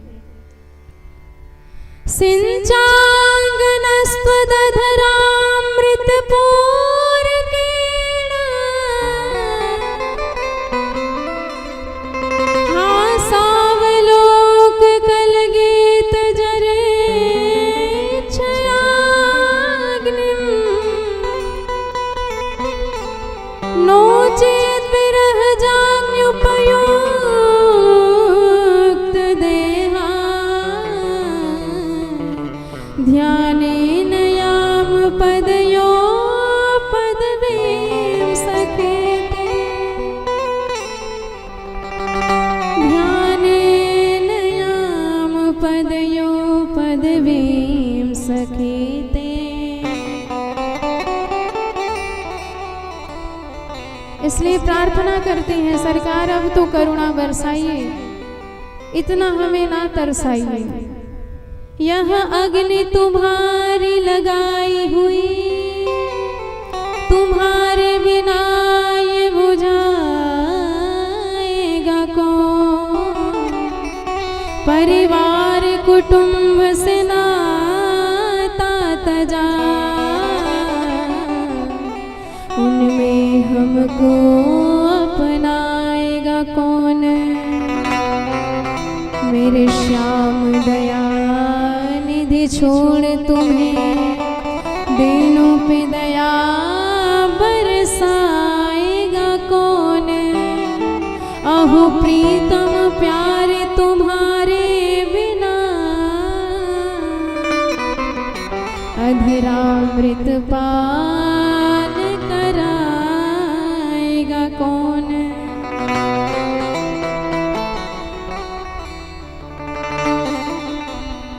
गोपियां कहती हैं अधरामृत प्रदान कीजिए हमें, और भगवान को गोपियां यह भी समझा देते नहीं दोगे नो चेत विरह जाग्न्युपयुक्त देहा, आपकी याद में तड़प तड़प के जान दे देंगे, मरने के बाद तो मिलोगे ही मिलोगे, क्योंकि जिसे याद की करके मरेंगे वही मिलता है। ऐसा दिव्य प्रेम भगवान ने विहरण करना प्रारंभ किया, पर थोड़ा सा अहंकार हो गया गोपियों के मन में कि देखो देखो बिहारी जी हमारे इशारे पर थिरक रहे हैं। बाहु प्रसार परिरंभ कराल कोरु निविष्ट नाल भन नर्म नखाग्र पाते। तो भगवान वहां से अंतर्धान हो गए। एक गोपी के मन में मान हुआ था बाकियों के अभिमान, और वह गोपी कोई और नहीं हमारी बरसाने वाली किशोरी श्री राधा रानी सरकार थी। अब जब प्रभु वहां से अंतर्हित हुए, गोपियों को ऐसा लगा मानो हमारे प्राण चले गए हों। जैसे मछली को जल से बाहर निकाल दीजिए तड़पने लग जाती है, उसे घी के समुद्र में भी आप डाल दीजिए पर वह तड़प के मर जाएगी, लेकिन जिंदा नहीं रहेगी। चाहिए तो उसे जल ही चाहिए। ठीक उसी प्रकार गोपियों की हालत हुई, भगवान की याद में तड़पने लगी। कभी वृक्ष से पता पूछती हैं, कभी जंतुओं से पता पूछती हैं, कभी लताओं से पता पूछती हैं, क्या उत्तर मिलता। इधर जिस गोपी को भगवान साथ में ले गए हैं उसके मन में चिंता हुई कि वह गोपियां भगवान की विरह में तड़प रही होंगी। तो किशोरी जी कहने लगी सरकार अब मुझसे चला नहीं जाता। भगवान ने कहा स्कंद आरोह्यताम, आप मेरे कंधे पर सवार हो जाइए, बताइए कहाँ चलना है।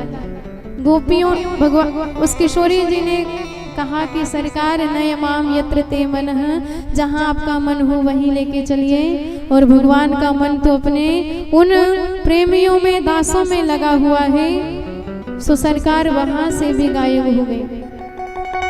ये वही किशोरी जी हैं जो एक क्षण का विरह सरकार से सह नहीं पाती। चीखने लगी, हाँ श्याम श्याम कहके पुकारने लगी। गोपियां आई, वह विरह युक्त दशा देखी तो सबने मिलजुल के एक गीत गाया कनक मंजरी छंद में, जिसे गोपी गीत कहा जाता है। और जो भी इस गोपी गीत का पाठ करता है उसके जीवन में भगवान की प्रबल भक्ति प्रकट हो जाती है। आइए बड़े भाव से हम सब भी प्रभु को बुलाने का मनाने का प्रयास करें। गोप्य ऊंचो जयति तेधिकम् जन्मना व्रज श्रयत इन्द्रिया शाश्वतत्रे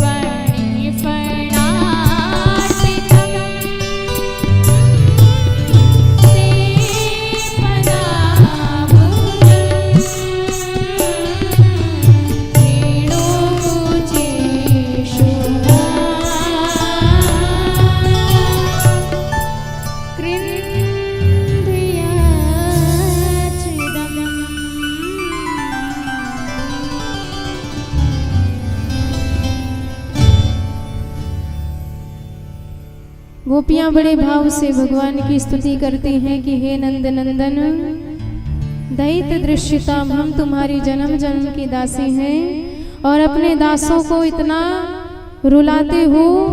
अरे ये आपके स्वरूप के अनुकूल नहीं है। कितने करुणामयी आपकी मैया है, स्नेहमयी, वात्सल्यमयी, और उनके आप जैसे निष्ठुर बेटा बड़ी बड़ी प्रतिज्ञाएं करते हुए एक बार मेरी शरण में आ जाओ, कभी भटकने नहीं दूंगा, कभी तड़पने नहीं दूंगा, तरसने नहीं दूंगा। आज हम आपकी जन्म जन्म की दासी होके वन वन विचरण कर रहे हैं, कांटों कांटों में विहरण कर रहे हैं, आप कैसे सह सकते हो? हे सरकार, आपकी याद में मर भी तो नहीं सकते हैं। क्यों नहीं मर सकते हैं? क्योंकि यह जो नयन है आपकी छटा का दर्शन करना चाहते हैं और हमारे प्राण रूपी पक्षी आपके चरण रूपी पिंजरे में कैद हैं। यमराज हार जाते हैं पर उन्हें हमारा प्राण दिखाई नहीं पड़ता है, उसे तो आपने अपना बंदी बना रखा है। गोपियां कहती हैं यदि हम में कोई दोष है तो आपके चरणों में वह ताकत है। काली की फड़ाली पर आप थिरके तो उसने विष का वमन कर दिया, तो वही चरण कमल हमारे हृदय पर रख दीजिए, हमारी सारी दुर्वासनाएं अपने आप नष्ट हो जाएंगी, दूर हो जाएंगी। नाम पाहरो दिवस निसी, ध्यान तुम्हार कपाट, लोचन निज पद जंत्रित, प्राण जाहि कहि बाट। गोपियां कहती ठीक है, आपको दर्शन नहीं देना कोई बात नहीं, आप खुश रहो, पर गोविंद भागिए तो मत। आप भागेंगे, चरणों में एक भी कांटे चुभेंगे आपके चरणों में, पर कष्ट हमारे हृदय को होगा। इसलिए शांत बैठ जाइए, हम भी अब आपकी खोज नहीं करेंगे, केवल आपके विरह में रुदन करेंगे। यही हमारी सबसे बड़ी भक्ति है। यत्ते सुजात चरणां गुरुहं स्तनेषु, भीताशनै प्रियदधीमहि कर्कशेषु, तेनामटीमटसित व्यथतेन किंस्विद्, कूर्पादिभिर्भ्रमति दे भवदायुकाम्नः। एक स्वर में गोपियां रुदन करने लगी। अब बिहारी जी अपने आप को रोक नहीं पाए, प्रकट हो गए करुणा निधान। और ऐसा दिव्य वेश है भगवान का कि जो मन को मथ दे उसे मनमथ कामदेव कहा जाता है। पर भगवान का दिव्य वह मंगलमय वेश मनमथ के मन को भी आज मथ दे रहा है। तासामा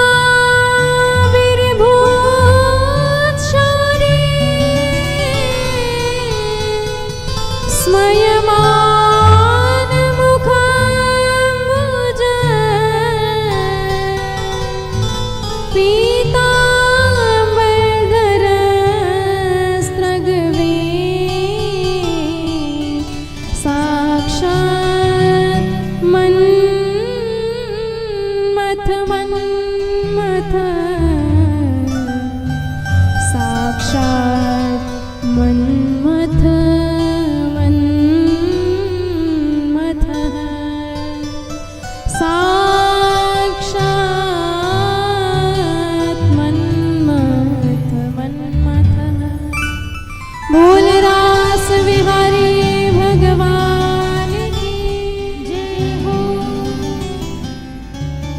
प्रकट हुए सरकार। सारी गोपियों ने घेर लिया भगवान को।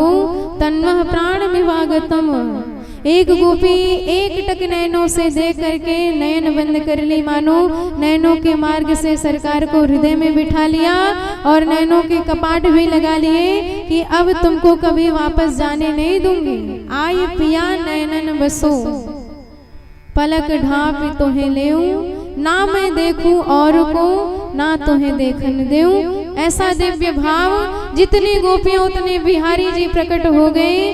गोरे गोरे गोपियों के मध्य सांवरे सरकार, अद्भुत छटा लग रही है। उस महाराज में हमारे महादेव भी आ गए। गोपियों ने कहा महाराज जी निकलो बाहर, पुरुष प्रवेश वर्जित है, भगवान के सिवा कोई और पुरुष यहाँ नहीं आ सकता है। महादेव ने कहा एक मौका दो देवियों, हम भी बहुत बढ़िया ठुमका लगा लेते हैं। गोपियों ने कहा बिल्कुल नहीं, दाढ़ी मूछ वाले बाबाओं का कोई काम नहीं, निकलो बाहर। महादेव से रहा नहीं गया, तुरंत गए यमुना जी में डुबकी लगाए, 1.5 हाथ का घूंघट चुनरी का लगाए, लहंगा फरिया पहने, दिव्य गोपी बनके चमकते हुए चमचमाते हुए आए। भगवान ने दर्शन किया तो सोचने लगे कि ये मोटी ताजी तगड़ी गोपी कहाँ से आई है। ध्यान से देखा तो पहचान गया, अच्छा मेरे भोले बाबा आए हैं गोपी बनके। खूब स्वागत किया, आओ आओ मेरे गोपेश्वर नाथ। तो बताइए जहाँ साक्षात गोपी बनके महादेव ठुमका लगा रहे हो, वहाँ काम का प्रवेश हो ही कैसे सकता है। आइए हम सब भी उसी महाराज में अपने मन को निवेदित करें। सारा ब्रह्मांड आज भगवान के दिव्य रास में झूम रहा है, आनंद लाभ ले रहा है। आइए बड़े भाव से। हो पायल की झनकार है रहे, पायल की झनकार, पायल की झनकार है रहे, पायल की झनकार। हुए सो रास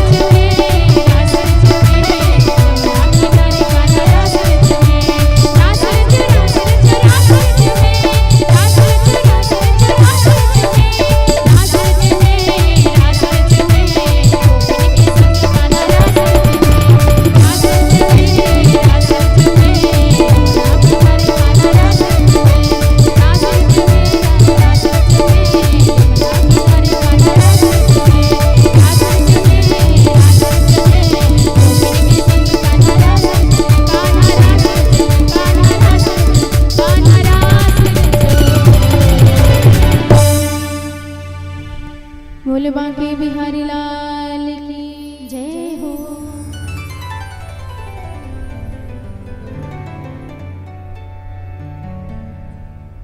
विक्रीडितं ब्रजवधूभिर्दं च विष्णु श्रद्धान्वितोन शृणुयादथ वणेयेद्यः।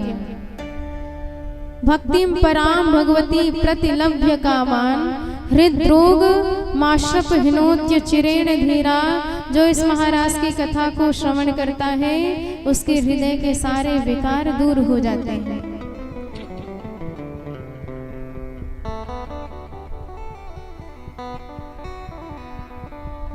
अब एक दिन की बात है, कंस बड़ा परेशान हुआ कि इतने दैत्य भेजते हैं पर लौट के कोई नहीं आता है। तो नारद जी आए, नारद जी ने बताया ये कृष्ण बलराम कोई और नहीं देवकी वसुदेव के 7वें 8वें लाला है। तो एक काम करो, किसी को भेज करके दोनों को यहाँ बुला लो और वो यहाँ आ जाएंगे तो मिलजुल के उसे ठिकाने लगा देना, नहीं तो तुम दैत्य भेजते रहोगे और वो सब उसे ठिकाने लगाते रहेंगे। तो तुरंत अक्रूर को बुलाया और आदेश दिया मेरा रथ लो और जाओ कृष्ण बलराम को मेला घूमने के बहाने मथुरा में लेके आओ।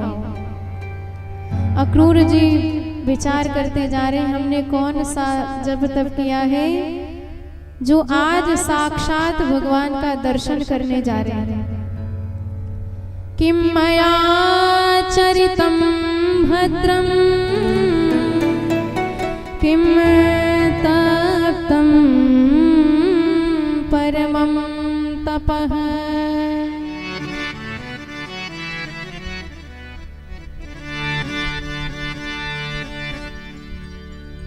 देखिए मैं तो शयन कर रहा था पर धन्यवाद कहूंगा कंस को कि मुझे जगाया, अपना रथ दिया और कहा कि जाओ परमात्मा से मिल के आओ। तो जो भगवान से हमें मिलाने के लिए भेज दे, मिला दे, उससे बड़ा संबंधी अपना कोई नहीं हो सकता है। तो तुलसी सो सब भांति परम हित पूज्य प्राण ते प्यारो जाते होय स्नेह राम पद ए तो मतो हमारो। जिसके सानिध्य से भगवान संबंधी स्नेही अपना कोई नहीं हो सकता है। और इधर विचार करते जा रहे हैं कैसे होंगे मेरे करुणा निधान सरकार। अवश्य फूल के जैसे धनुष के समान उनके भौहें होंगी, मछली के समान बड़ी बड़ी आंखें होंगी, रस भरी, और बिंबा फल अर्थात जो कुंदरू का पका हुआ फल होता है उसी के समान सरकार का लाल लाल होठ होगा, अधर होगा, रसगुल्ला जैसे गोल गोल रस भरे सरकार के गाल होंगे, और शुकपिंड तुंड जैसे नासिका होगी, अद्भुत छटा होगी सरकार की। आज इन नयनों से सरकार को निहारूंगा। द्रक्ष्यामि नूनम् सुखपोल नासिका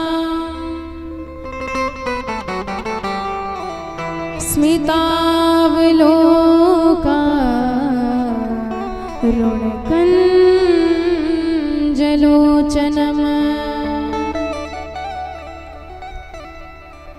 मुखम मुकुन्दस्य गुडालकावृतम्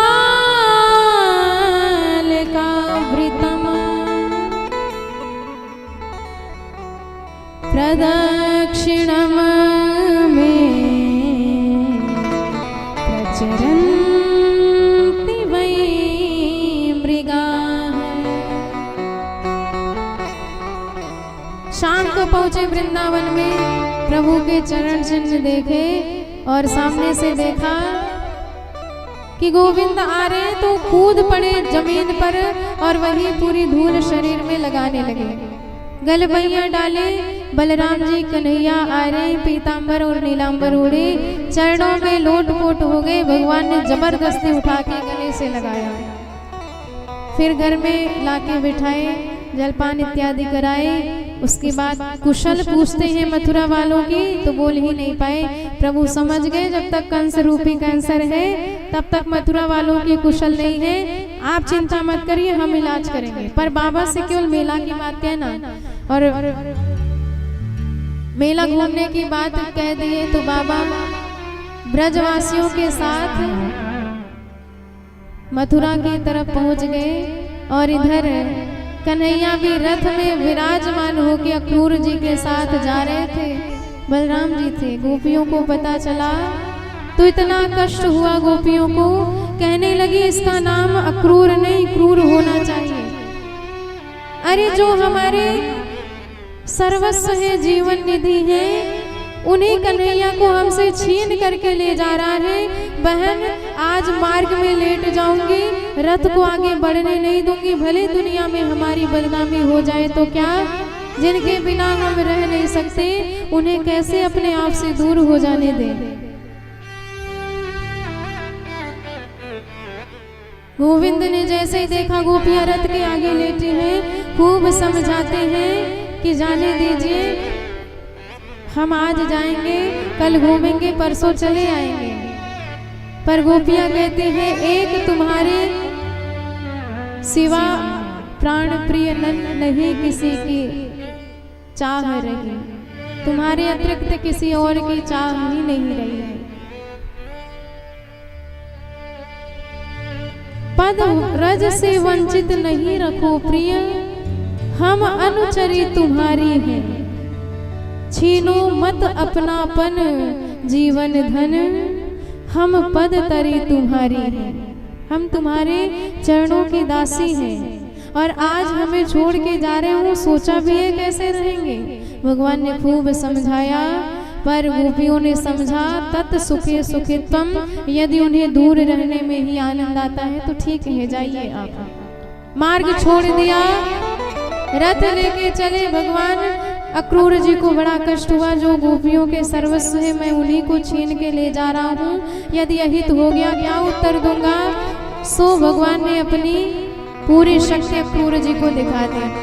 यमुना जल में स्नान करने के लिए उतरे अक्रूर जी, डुबकी लगाई तो उसी यमुना जल में शेष सैया पर लेटे भगवान के दर्शन मिल गए। अक्रूर जी समझ गए कि ये तो साक्षात भगवान है, कोई ऐसे वैसे नहीं है, मुझे चिंता करने की आवश्यकता नहीं है। न तो स्म्यहम त्वां खिले तो है तो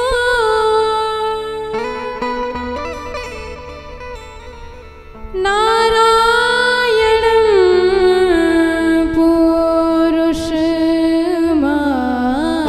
माध्यमव्यम,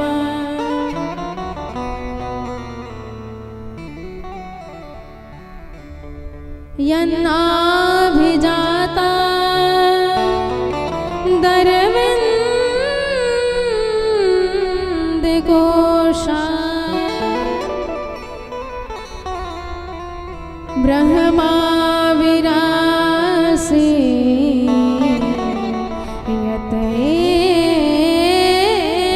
यतएष लोकः। रथ लेके आए मथुरा में। कन्हैया बोले बाबा जी, नंद बाबा से नैक मेला आज घूम ले, कछु समय है, बाकी को कल घूम लेंगे। बाबा डांट दे, खबरदार, अपनो वृंदावन ना है जो मुँह उठाए के चल दियो, तेरो कौन भरोसा कब कौन से भिड़ जावे। दाऊ जी बोले बाबा मोई आज्ञा दो, मैं घुमाए के समय हुए थे पहले ही लेके आए जाऊंगा। हाँ ठीक है, मोई तो पे पूरो पक्को विश्वास है। कन्हैया चले ग्वाल बालों के साथ मेला घूमने, और इधर जैसे ही मथुरा वासियों को पता चला कि भाई पूतना मारवी वारू छोरो आए गयो, स्त्रियों को पता चला जो अब तक बाहर नहीं निकलती थी दिल्ली से, आज मुंह खोले भाग रही प्रभु के दर्शन करने के तय।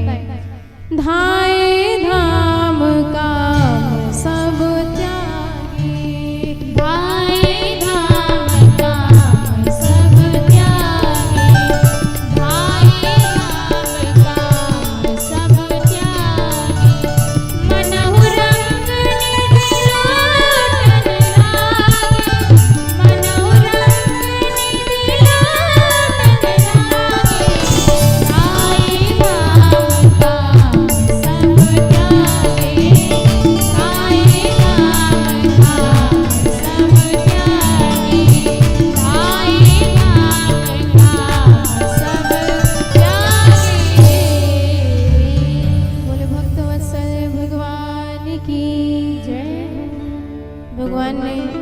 सबको दर्शन दिया। ब्रजवासी बोले बड़ी जय जयकार है रे, कछु रिश्तेदारी मालूम चले।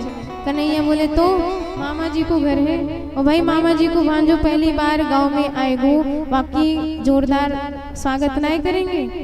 अच्छा तो पहले ही बताते मामा जी के ताई जानू है, बढ़िया पक्के ब्रजवासी बन के, बगलबंदी पहन के, पगड़ी वगड़ी लगाए करके आते, अब या कपड़न में भिकमंगा नहीं लगेंगे। कन्हैया बोले तो नाराज काहे को है रो, मामा के यहाँ कोई कमी है का? बोल का चाहिए, पहले तो कपड़े ही दिलवाओ। एक धोबी जा रहा था मूंछ पे ताव मारता हुआ, मालिक से ज्यादा चपरासी को गर्मी होती है। प्रभु ने पीछे से कहा मामा जी राम राम, दौड़ा दौड़ा आया। क्यों भाई मामा कैसे बोला? कन्हैया बोले जे मामा जी को गांव है, और मामा जी के गांव में सबरे मामा या नाते आपो मामा भे। धोबी बोला अच्छा तो तुम्हें कृष्ण बलराम हो पतो है किस लिए बुलायो है? कन्हैया बोले जब अंतर्जामी हो तो न बढ़िया बढ़िया कपड़े निकाल के दे दो, पहन करके स्वागत करवाए में आनंद आ जाएगा।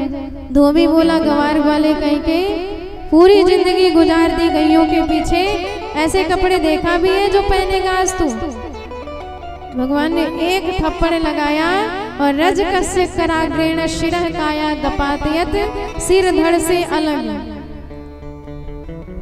कपड़ा छाट छाट के सबरे ब्रजवासी टांग लिए, और जब चले तो पूरी गली रास्ता साफ होने लगे। ब्रजवासी बोले लाला आनंद ना आयो भैया या कपड़न में। कन्हैया बोले ना ऊपर उठाए लो। अब जब ऊपर उठाए तो ऐसे लगे मानो हैंगर से टांग दे हो। तब तक एक दर्जी आया, उसने प्रभु की आज्ञा लेके सबके कपड़े नाप के करवा दिए। प्रभु बड़े प्रसन्न हुए, आशीर्वाद दिया खूब फलोगे फूलोगे। और एक सुदामा नाम के माली ने बड़ी बड़ी मोटी मोटी माला पहना दी, और तब तक चंदन का पात्र लिए एक कंस की दासी जा रही थी। भगवान ने पीछे से पुकारा अरे ओ सुंदरी जी। पहली बार संबोधन सुना उस कुब्जा ने, दौड़ी दौड़ी आई, सरकार कुछ आपने मुझसे कहा क्या? भगवान ने कहा कि देवी जी परिचय बताओ कौन हो आप? कहती है सरकार मैं कंस की दासी हूँ, चंदन लगाने का काम करती हूँ। दासस्म्यहम सुंदर कंस सम्मता, त्रिवक्त्र नामायनुलेप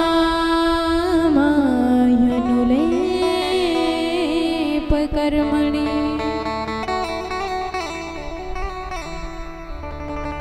मदभावितं भोजपते रते प्रियं, विना युवां कोऽन्यतमस्तदर्हति।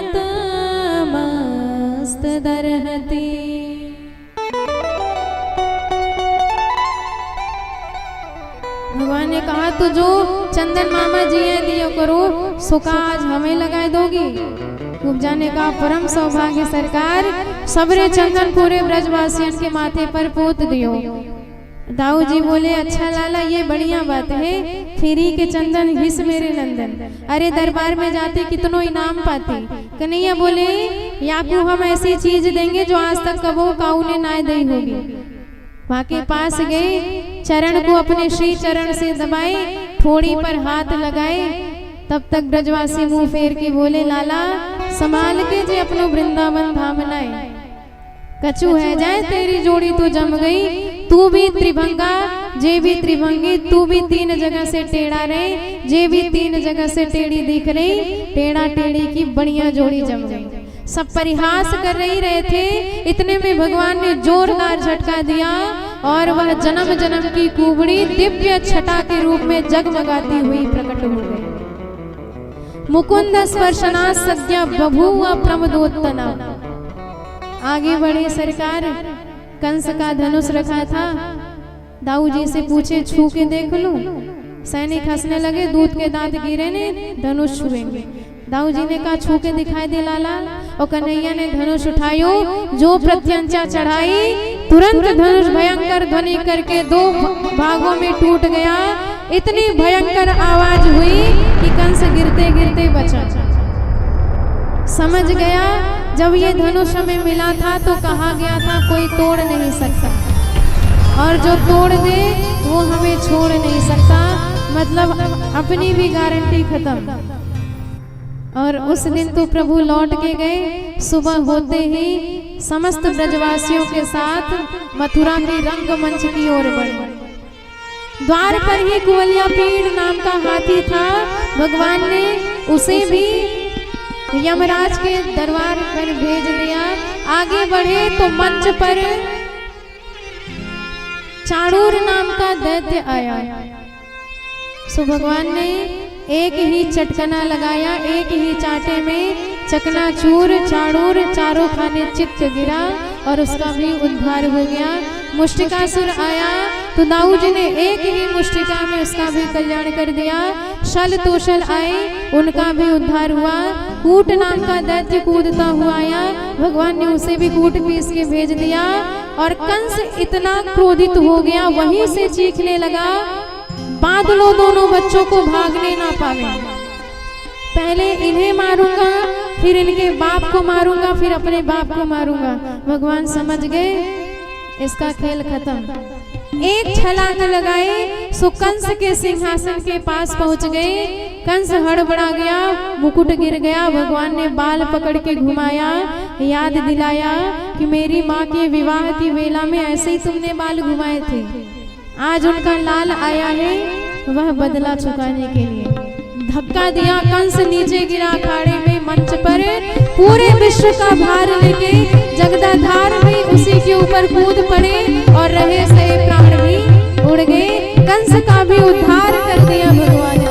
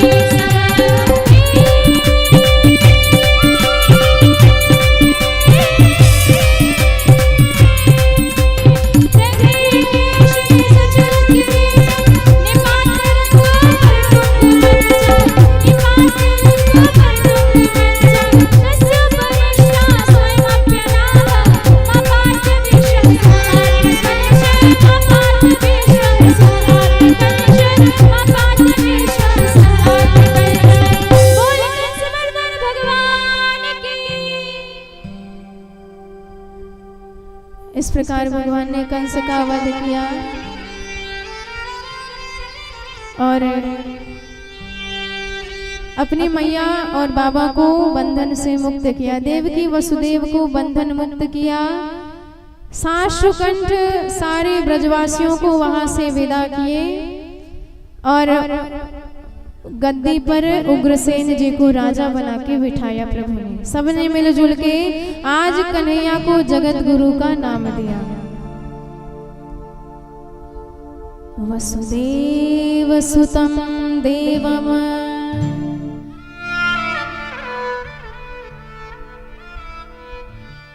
कंस चाणूर मर्दनम देवकी परमानंदम कृष्णं वंदे जगद्गुरुम।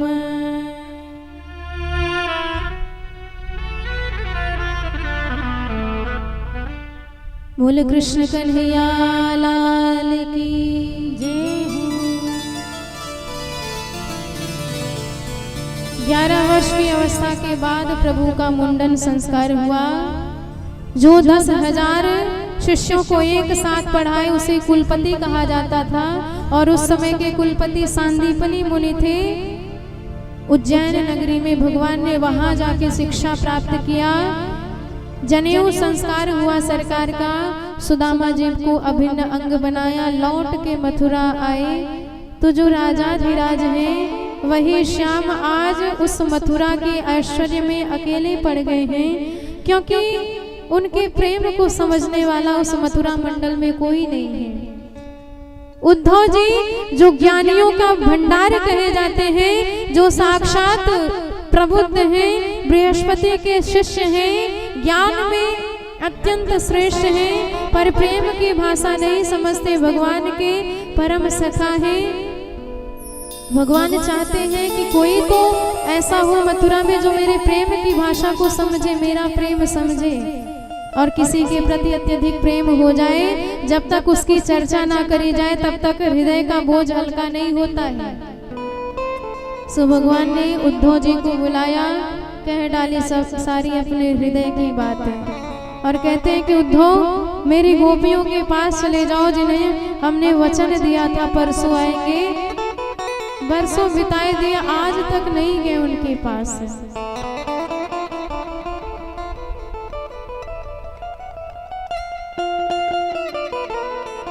गच्छोद्धवं व्रजं सौम्यम पित्रोर्नो प्रीतिमा वह गोपीनां मद्वियोगाधिं मत्सन्देशे विमोचय।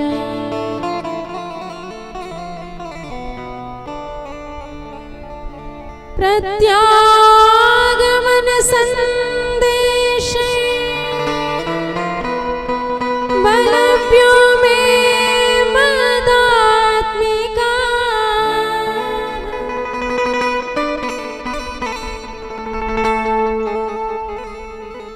भगवान ने उद्धव जी से कहा कि वो गोपियां जीवित भी होंगी कि नहीं मुझे नहीं पता है। धारयन्त्यति कृष्णेन प्रायः प्राणान कथंचन। शरीर उनका यहाँ है, पर प्राण स्वरूप तो मैं इधर हूँ। वो जीवित भी होंगी कि नहीं मुझे नहीं पता है। यदि वो जीवित होंगी तो केवल इसी आशा से जीवित होंगी कि मेरे श्याम आते होंगे, उन्होंने हमसे वादा किया है आएंगे, वो इंतजार कर रही होंगी हमारा, वो यही इंतजार उनकी रक्षा कर रहा होगा। तुम चले जाओ, उन गोपियों से इतना कह दो कि मुझे भूल जाए, मुझे भूल के अपने जीवन में प्रसन्न रहे। उद्धव जी ने जब ये बात सुनी तो सोचने लगे, भगवान उन गोपियों के पास भेज रहे जिन्होंने विद्यालय का कभी मुख नहीं देखा। जब उनके समक्ष में ज्ञान की बातें कहूँगा, लक्षणा व्यंजना के साथ भगवत तत्व का निरूपण करूँगा, तो कौन समझने वाला होगा वहां पर। भगवान की आज्ञा है, जाना तो पड़ेगा। भगवान अपना दिव्य प्रेम प्रदान करना चाहते हैं उद्धव जी को, क्योंकि उद्धव जी पढ़े लिखे हैं पर प्रेमी नहीं है। देखिए, पढ़ा लिखा व्यक्ति भी खतरनाक हो सकता है, पर प्रेमी व्यक्ति कभी खतरनाक नहीं हो सकता है। सरस होना कठिन है, साक्षर होना कठिन नहीं है। आप साक्षर का उल्टा कीजिए तो क्या बनेगा, सरस का उल्टा कीजिए तो क्या बनेगा, सरस ही रहेगा। जो प्रेमी है वह प्रेमी ही रहेगा, वह कल्याणकारी है तो कल्याणकारी ही रहेगा। पर साक्षर का उल्टा कर दीजिए तो राक्षस हो जाता है, राक्षसा। पढ़ा लिखा व्यक्ति खतरनाक हो सकता है, पर भक्ति युक्त व्यक्ति कभी खतरनाक नहीं हो सकता है। और सरस प्रेमी भक्त बनाने के लिए उद्धव जी को, पूर्ण करने के लिए उद्धव जी को अपनी प्रेम नगरी में भेज रहे हैं, अपनी उन प्रेमियों के पास। मोर मुकुट लगाए, पीतांबर ओढ़े, सावले सलोने उद्धव कन्हैया की ही तरह दिख रहे हैं। जैसे ही रथ आया, दौड़ करके प्रभु की ही आश में नंद बाबा ने भुजा पाश में जकड़ लिया। इतने अश्रुपात हुए, भिगो दिया उद्धव जी का पूरा शरीर। ध्यान से देखा तो पता लगा ये मेरा कन्हैया नहीं, उसके जैसा दिखने वाला कोई और है। पर ठीक है, अपना बेटा इतने वर्षों में नहीं आ सका, उसका कोई मित्र ही आ गया, कोई संदेश ही आ गया, यही काफी, यही बहुत है। सारी औपचारिकताएं पूर्ण करने के बाद नंद बाबा एक एक क्षण की बात जानना चाहते हैं कन्हैया के बारे में, एक एक पल की खबर जानना चाहते हैं कि कन्हैया कभी हमें याद भी करता है कि नहीं। हम तो उसे हर पल याद करते हैं। माना कि उस राजसी ठाठ में हमारी याद नहीं आती होगी, अब उसे नंगे पैरों ब्रज में चलना थोड़ी होता होगा, गायों के पीछे भागना थोड़ी होता होगा, पर क्या उस राजसी ठाट में अपना यह वृंदावन, अपनी गैया, अपने बाबा, अपनी मैया, अपने ग्वाल बाल, अपने सखा, अपनी गोपियां, अपना यमुना जी का किनारा कभी याद आता है, अपने गोवर्धननाथ कभी याद आते हैं उसे, कभी हमें भी हमारा नाम लेके भी पुकारता है।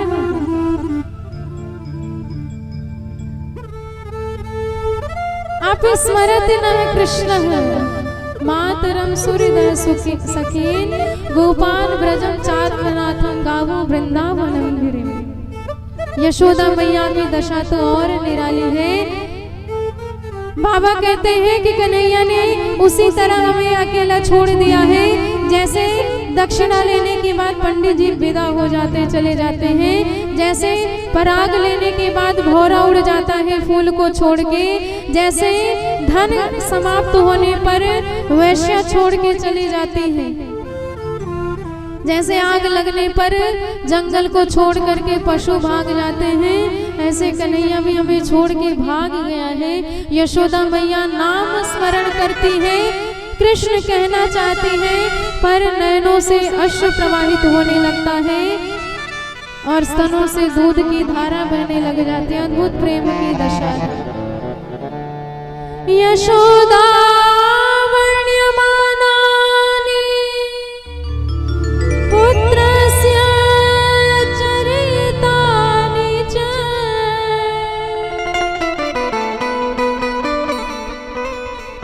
शृण्वन्त्र शून्यवास्त्राक्षे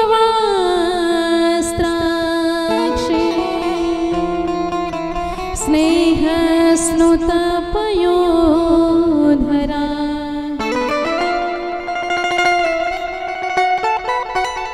उद्धव जी ने ये दशा देखी, आज उद्धव जी का ज्ञान बहने लगा, कौन सा उपदेश दे दे हमें इन्हें।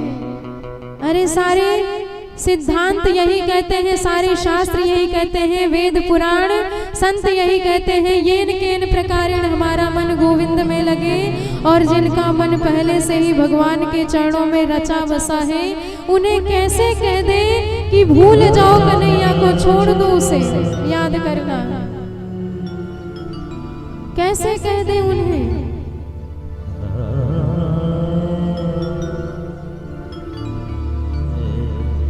उद्धव जी को प्रशंसा करने के अतिरिक्त कुछ नहीं समझ में आया। कहते हैं कि आपके चरण कमलों में बारंबार प्रणाम है बाबा मैया। अरे पता है एक बार जो उनका स्मरण कर लेता है वह जन्म जन्मांतरों के बंधनों से मुक्त हो जाता है, कभी उसे भटकना नहीं पड़ता है, कभी उसे छटपटाना नहीं पड़ता है। वंदे नंद ब्रजस्त्रीणां पादरेणुमभीष्णसः यासां हरिकथोद्गीतं पुनाति भुवनत्रयम्। पर बाबा एक निवेदन करूंगा, बुरा मत मानिएगा, आप जिन्हें मात्र अपना लाला समझ रहे हैं वह केवल आपके बेटा मात्र नहीं है, वो तो सारे जगत के अखिल नियंता है, सारे ब्रह्मांड के मालिक हैं, सबके नाथ हैं, करुणा निधान है, घट घट में समय है। उनके कोई माता पिता नहीं, कोई बच्चे नहीं, कोई संतान नहीं, कोई परिवार नहीं, कोई पत्नी नहीं, कोई अपना नहीं, कोई पराया नहीं।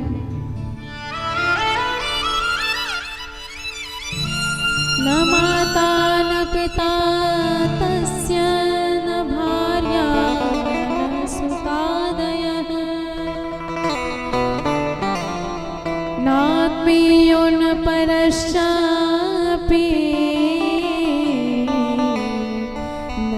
हो जन्म वचन।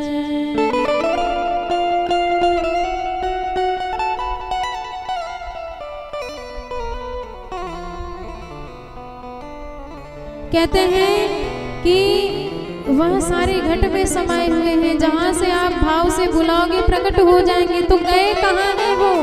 किस लिए आप रोते हैं? वो आपको छोड़ के थोड़ी गए हैं। जैसे हर लकड़ी में अग्नि समाई हुई है, जिस लकड़ी का मंथन कर देंगे अग्नि वहीं से प्रकट हो जाएगी। इसी प्रकार वो घट घट में समाया है। कहने के लिए अलग अलग नाम है, रूप है, आकार है। मिट्टी से ही घड़ा बनता है, मिट्टी से ही मटका बनता है, मिट्टी से ही सुराही बनती, मिट्टी से ही बर्तन बनते, मिट्टी से ही दियाली बनती है। कहने के लिए नाम अलग है पर सब में मिट्टी है। इसी प्रकार भगवान भी सब में है।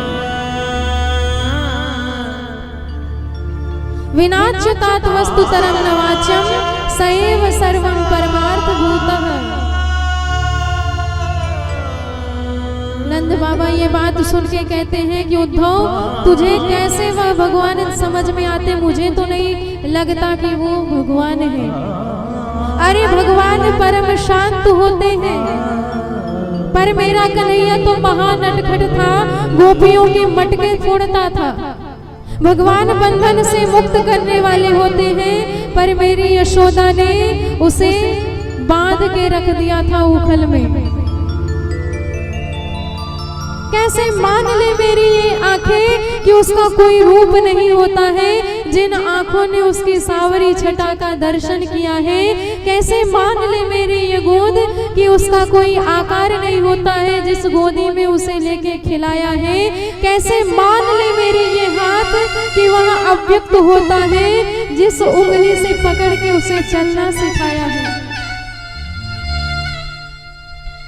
कैसे मान ले मेरे ये कान कि वह मौन है, जिस कान ने उसकी मधुर वाणी को सुना है, जिस कान ने उसकी वंशी ध्वनि को सुना है। तुम बता दो कैसे भूल जाएगा मुझे? भूलना संभव होता तो आज क्यों याद करते, क्यों उनकी याद में रोते रहते? ये तो वही बात हुई, कोई प्यास से तड़प के मर रहा हो और उसे पानी देने के बजाय कोई पानी का ज्ञान देने लग जाए कि पानी कहाँ नहीं है, ऊपर देखिए पानी ही पानी आकाश में भरा है, नीचे जहाँ खोदोगे पानी निकलेगा। शरीर भी पानी से मिलके बना है। बात सही है, पानी ऊपर है, नीचे है, शरीर में है, सर्वत्र है। पर प्यासा कहेगा मुझे पानी का ज्ञान नहीं, मुझे पानी चाहिए। पानी की एक बूंद नहीं मिली तो तड़प कर मर जाएंगे।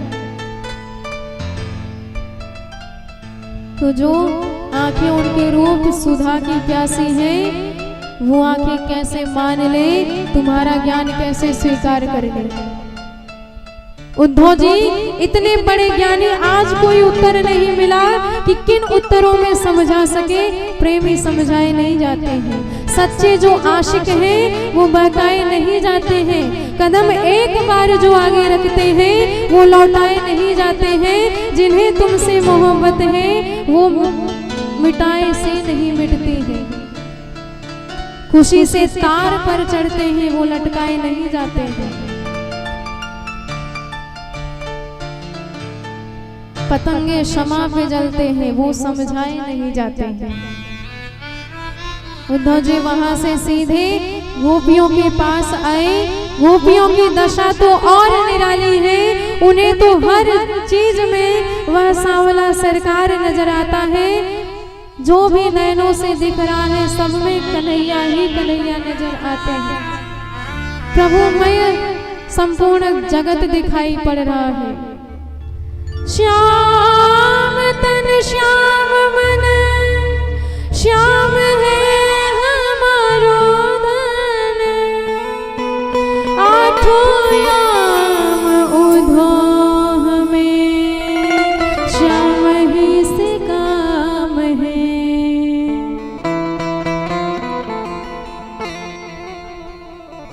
श्याम मति श्याम गति श्याम ही है प्राणपति।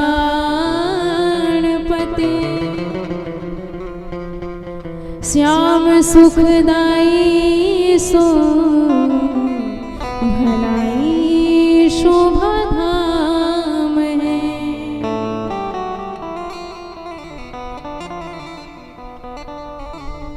ऐसी गति हो गई है गोपियों की, भौरा देख जाता है तो उस भौरे से ही बात करने लग जाते हैं, मानो वही श्याम सुंदर हो।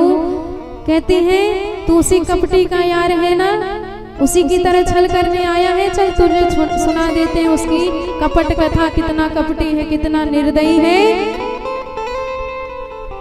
अरे पता है उस कपटी ने क्या किया है? दो भाई थे, सुग्रीव और बाली, और उस काले ने उस बाली को छिप करके मार डाला, वध कर डाला उसका। छोड़ उस बंदर की बात, बेचारी शूर्पणखा प्रेम में दीवानी होके पागल होके सुंदर स्वरूप बना करके आई, पर उस कपटी ने क्या किया पता है? उस सुरूपा को कुरूपा बना करके भेज दिया। इतना तो छलिया है वह। अरे बलि बेचारे ने अपना सर्वस्व दान कर दिया, पर उस कपटी ने उसे भी नहीं छोड़ा, उसे भी बौना बन के छल लिया उसने। काले सब ऐसे ही होते हैं, कौवे की तरह। कौवे को चाहे जितना खिलाइए खाता जाएगा। जब पेट भर जाएगा, मन भर जाएगा, तो खिलाने वाली की ही खोपड़ी तोड़ करके भाग जाएगा। अरे जिसके लिए हमने अपना सर्वस्व न्योछावर कर दिया, सब कुछ समर्पण कर दिया, आज उन्होंने हमें रोता हुआ, बिलखता हुआ, तड़पता हुआ छोड़ दिया। उन्हें दया तक नहीं आई कि कैसे जिएंगे हम उनके बिना, कैसे रहेंगे हम उनके बिना।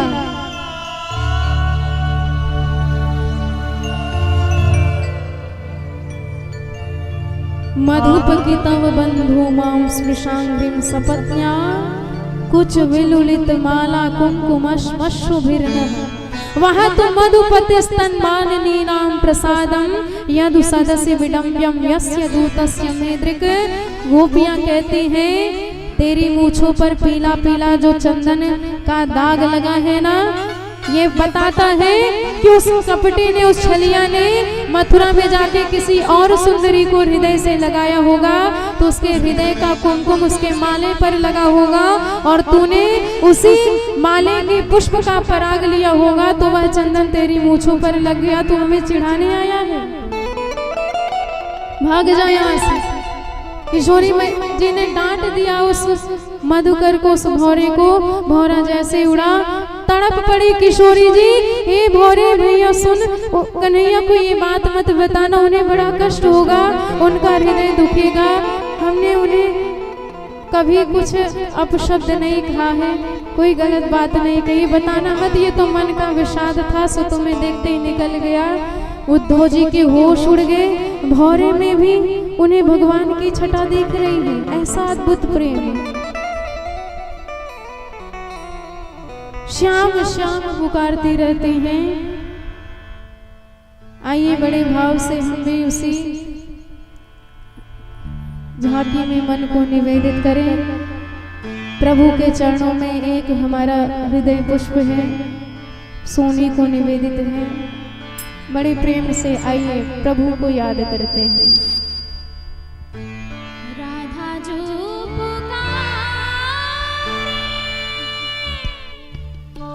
सुनो प्राण प्यारे,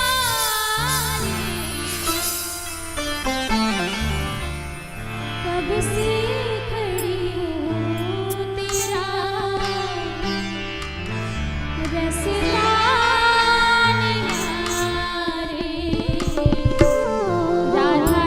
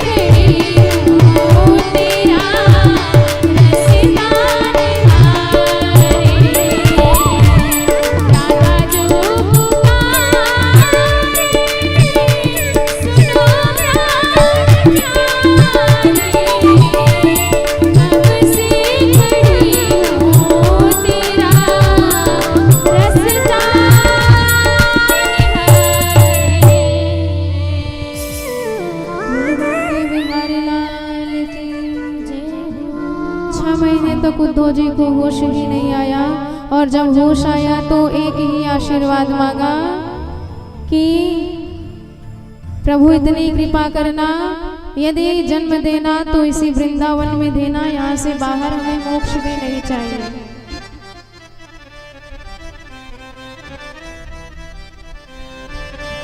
चाहे तो लता बना देना, कीट पतंग, यमुना की मछली बना देना, नंद के बीच गैयों के बीच गाय बना देना, वृक्ष बना देना, पर वृंदावन से बाहर मत भेजना। आसाम हो चरण रेणु जुसाम हम श्याम, वृंदावने किमपि गुल्म लतौषधीना। 6 महीने बाद आए प्रभु से, इतनी प्रेममयी दशा है, ठीक ढंग से चल भी नहीं पा रहे हैं, पाँव कहीं और पड़ रहे हैं, जाना कहीं और चाहते हैं। अब मत वाली दशा देखी, कन्हैया ने हृदय से लगा लिया, अब तुम मेरे प्रेमी सखा बन गए। ये प्रेम का स्वरूप जानने के लिए हमने प्रेम नगरी भेजा था, अब पूर्ण हुए तुम, बिना प्रेम के सब अधूरे हैं। और अपना वह स्वरूप दिखाया जिसमें अभेद्य है राधा माधव। जैसे दूध सफेदी एक दूसरे से अलग नहीं, चंद्रमा चांदनी एक दूसरे से अलग नहीं, सूर्य किरण एक दूसरे से अलग नहीं, शब्द अर्थ एक दूसरे से अलग नहीं, ऐसे हमारे राधा माधव कहने में अलग अलग हैं। एक प्राण तन मन सहज कहवे में दो नाम, एक ही दोनों हैं, कभी अलग नहीं होते हैं, पर वियोग का स्वरूप दिखाया है।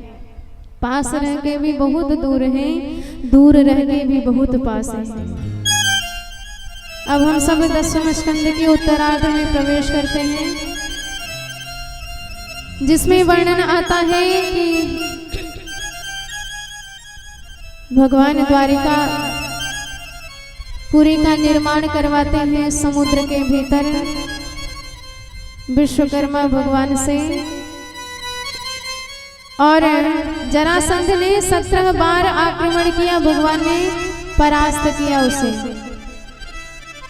18वीं बार जब आक्रमण करने आ रहा था तो नारद जी ने कूटनीति करके मृक्षों के राजा कालयवन को भेज दिया लड़ने के लिए। सो भगवान लड़ते लड़ते गुफा में भाग लिए, और उस गुफा में मुचकुंद जी सो रहे थे तो पीताम्बरी उन्हें उड़ा दी। काले वन समझ नहीं पाया, और मुचकुंद जी को जैसे ही पैर से ठोकर मारी, नींद टूटते ही दृष्टिपात किया तो जल करके राख हो गया कालेवन। 18वीं बार जब जरासंध आक्रमण करने आया 23 अक्षौहिणी सेना लेके, लड़ते लड़ते भगवान भाग लिए, नाम पड़ गया रण छोड़। बोले रण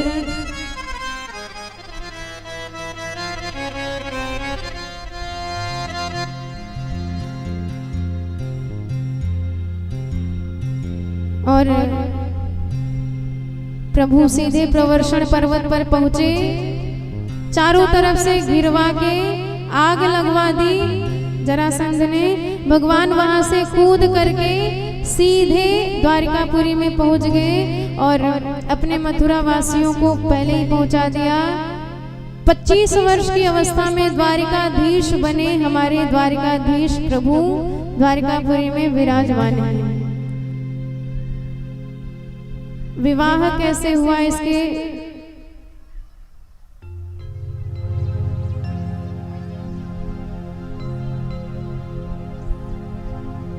इसके संबंध में वर्णन करते हैं। प्रश्न किया परीक्षित महाराज ने कि प्रभु का विवाह कैसे संपन्न हुआ।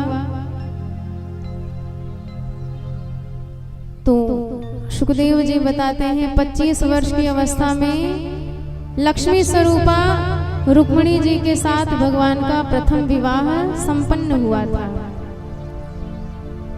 भगवान भीष्मक सुताम रुक्मिणी रुचिरान नाम राक्षसेन विधानेन उपयेम इति श्रुतम। तो यह विवाह कैसे हुआ उसके संबंध में उत्तर देते हैं कि एक राजा थे विदर्भ देश में जिनका नाम था भीष्मक।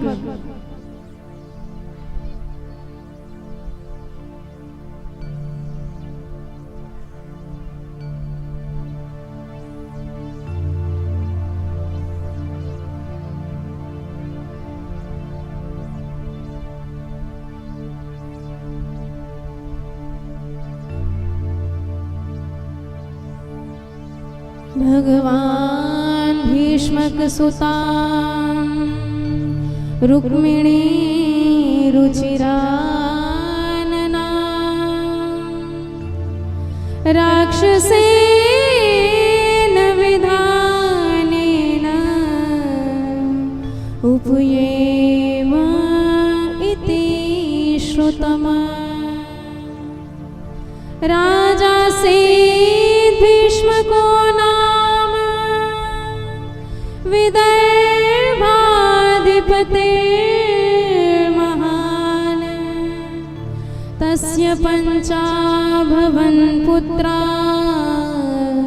कन्यैका च वरानना। विदर्भ के महाराज थे भीष्मक, उनके 5 बेटा हुए, रुक्मी, रुक्मबाहु, रुक्मरथ, रुक्ममाली, रुक्मकेशी और एक कन्या थी रुक्मिणी। एक बार भीष्मक जी ने कहा कि भाई हमने तुम्हारी बहन के लिए द्वारकाधीश को ही वर के रूप में खोजा है, तुम सब बताओ यह वर कैसा रहेगा। सब तो मान गए पर रुक्मी भड़क गया। उसने कहा पिताजी आप शांत रहिए, उस भगोड़े के साथ मैं अपनी बहन का विवाह नहीं करूंगा, मैं ढूंढ के लाऊंगा वर। सुबह गया, शाम को लौट के आया, कहने लगा पिताजी विवाह की तैयारी करो, परसों बारात आ रही है।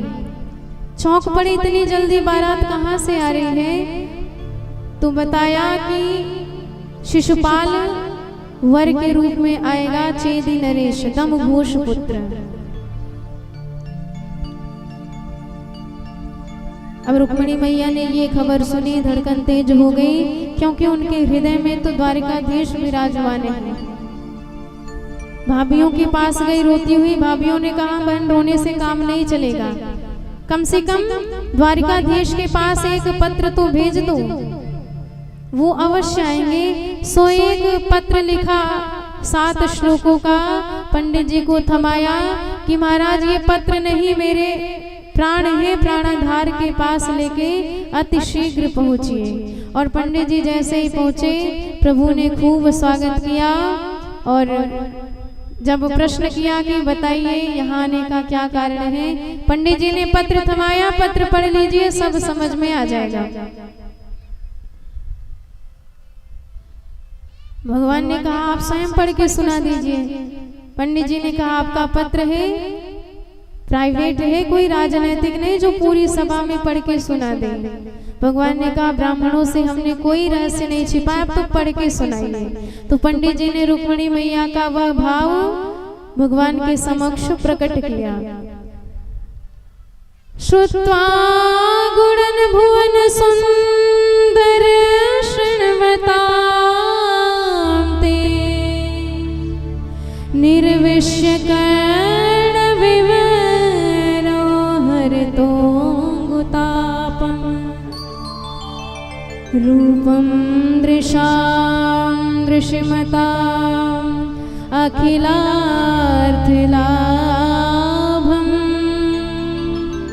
त्वय्यच्युत विशते चित्तपत्रपम्।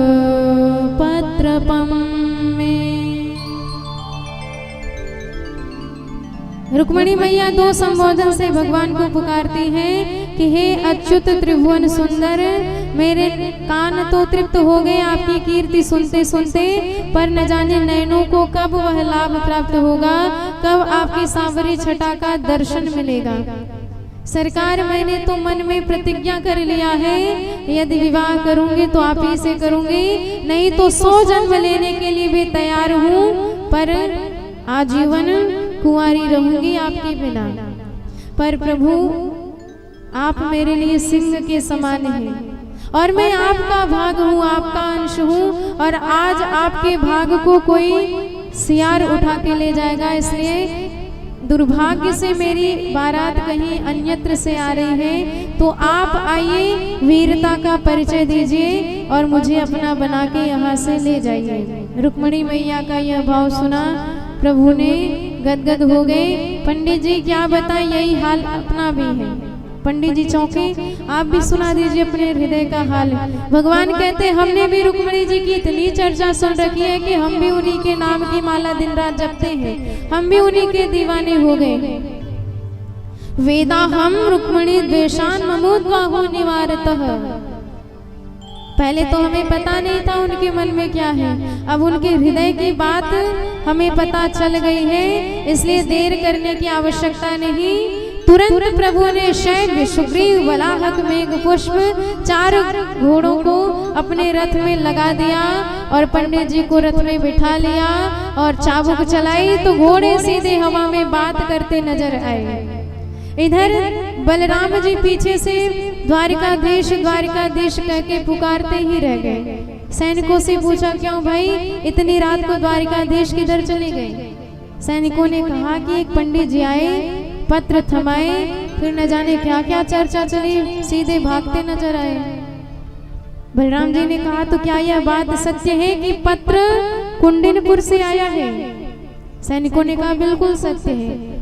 बलराम जी ने कहा आगे का प्रोग्राम हमें पता है। शादी का कार्ड आता तो सबके लिए आता, पर प्राइवेट पत्र है, इसका अर्थ है दाल में जरूर कुछ काला है और ये बंशी वाला अकेले चला गया, हम पूरी नारायणी सेना के साथ चलेंगे। इधर रुक्मिणी मैया बार बार भोलेनाथ को याद करें, बहुत सोमवार के व्रत किए, बहुत रुद्राभिषेक किया, आज सबका फल चाहिए, आज कोई मेरे विपरीत नहीं होना चाहिए, मुझे वर के रूप में द्वारिकाधीश ही चाहिए।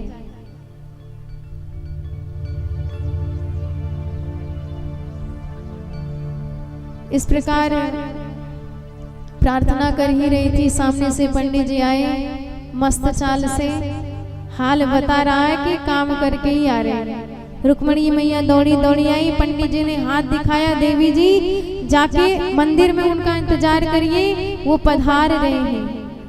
और श्रृंगार किए रुक्मिणी मैया तो सखियों के साथ दुर्गा मैया के मंदिर की ओर गई।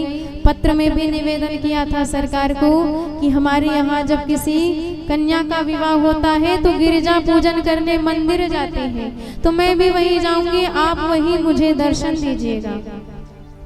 अंतः पुरांतर चरे मनिहत्य बंधून स्वामुद्महे कथमिति प्रवदाम्युपायम पूर्वे द्युरस्ति महति कुल देवी यात्रा यस्या बहिर्नववधू गिरिजामुपेयात।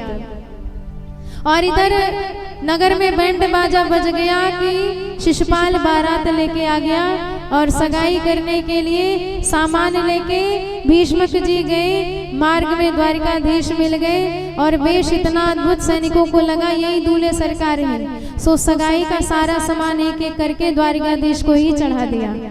सगाई होनी थी शिशुपाल की और चढ़ गई गोपाल की। भीष्मक जी को बड़ा बुरा लगा, पर क्या कर सकते हैं। इधर कुशल क्षेम पूछ के भगवान तो मंदिर की ओर गए। रुक्मिणी मैया गिरिजा जी को बार बार मना रही हैं, बार बार विनती कर रही हैं कि हे मैया मुझे भगवान कृष्ण ही वर के रूप में चाहिए। नमस्ये त्वाम्बिके भीष्म स्वसंतान युतां शिवा भूयात् पते में भगवान कृष्णस्तदा अनुमोदता।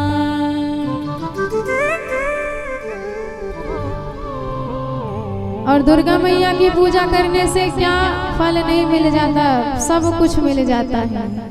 देवी पूजी पद कमल तुम्हारे, देवी पूजी पद कमल तुम्हारे, देवी पूजी पद कमल तुम्हारे, देवी पूजी पद कमल तुम्हारे, देवी पूजी पद कमल तुम्हारे।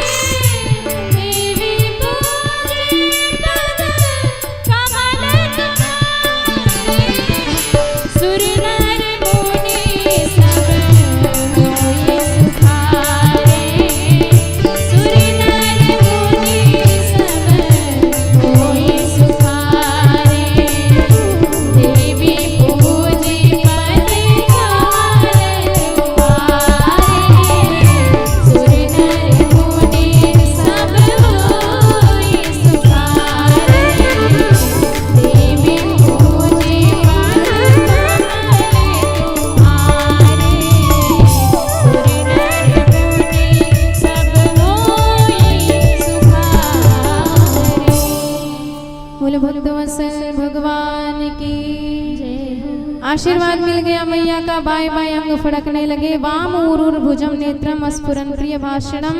और बाहर आई सैन्य समुदाय इकट्ठा है, क्योंकि शिशुपाल ने पूरी घेराबंदी करवा दी थी। रुक्मिणी मैया घबराई कि सरकार को पहचानूंगी कैसे, पर मेरे प्रभु तो करोड़ों में एक नजर आएंगे। और द्वारिकाधीश आके सैन्य समुदाय में विराजमान हो गए। सैनिकों ने अद्भुत वेश देखा तो आश्चर्यचकित हो गए, उनके वेश पर मोहित हो गए, उनके दिव्य वेश पर, छटा पर। और मैया की दृष्टि एक एक सैनिकों पर पड़ रही है, द्वारिकाधीश को ढूंढती हुई। और जिस भी सैनिक पर नजर पड़ जाती वही सोचता है हम भी किसी से कम नहीं, इन्होंने हमें भी देखा है। और दृष्टि पड़ते पड़ते द्वारिकाधीश पर पड़ी और भगवान ने हाथ हिलाया, घबराइए मत, हम आगे हैं। और जैसे ही आंखें चार हुई, भगवान से निगाहें मिली, मुस्कान की लहर दौड़ पड़ी मुखमंडल पर। सारे सैनिक और ज्यादा पागल हो गए वह मुस्कान देखकर। मोहिनी मुस्कान का जादू चला के भगवान सबके मध्य में से आगे बढ़े, अपना हाथ बढ़ाया रुक्मिणी मैया की तरफ, उनका हाथ अपने हाथ में ग्रहण किया, मंथर गति से चलाते हुए रथ में बिठाए। ताम राजकन्याम रथम आरुरक्षतीम जहार कृष्णो दिशता समीक्षता राजन्य चक्रम पर भूय माधवः। इस प्रकार भगवान रुक्मिणी मैया का हरण किए, रथ में बिठाए। और जैसे ही रथ को आगे बढ़ाए, सैनिकों को होश आया, विचार करने लगे किस लिए खड़े हैं। सखियों ने हंस के कहा आप सब रुक्मिणी जी की रखवाली के लिए खड़े थे और रुक्मिणी जी तो हो गई। सबके सब दौड़ो दौड़ो, पकड़ो पकड़ो कह के चिल्लाने लगे और प्रभु के रथ को घेर लिया। लड़ने के लिए जैसे प्रभु ने रथ मोड़ा कि पीछे से जय जयकार की आवाज सुनाई पड़ी। और जयकार सुनते ही सरकार ने पीछे देखा तो हल्ब सुल्तान दाऊ जी आए, इशारा किया बहुरानी को लेके घर में जा, हम अभी इनसे निपट करके आते हैं।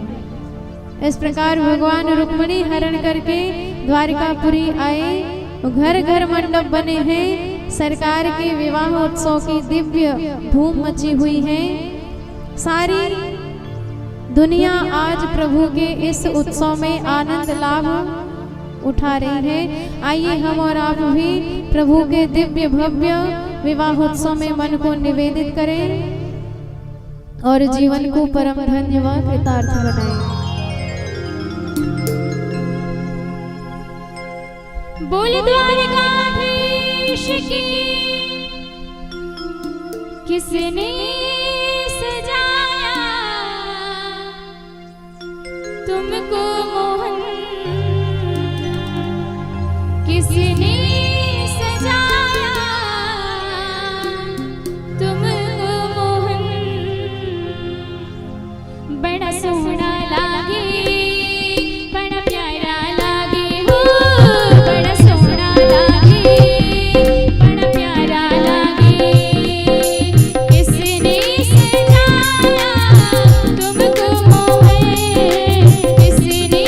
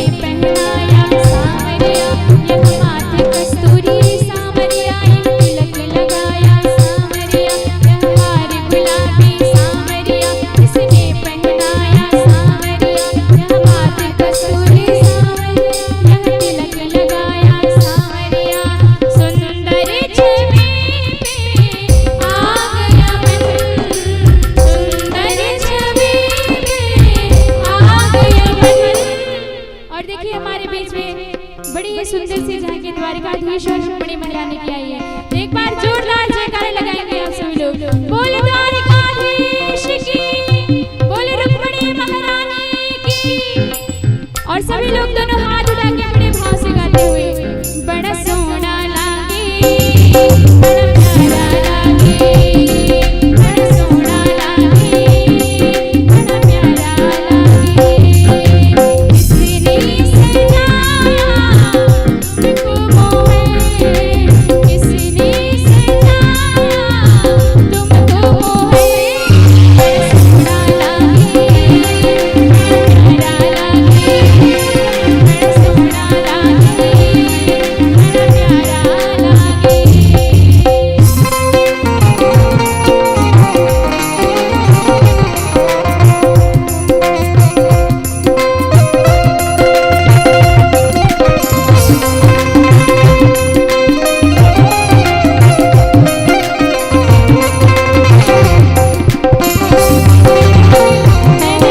श्री राधे।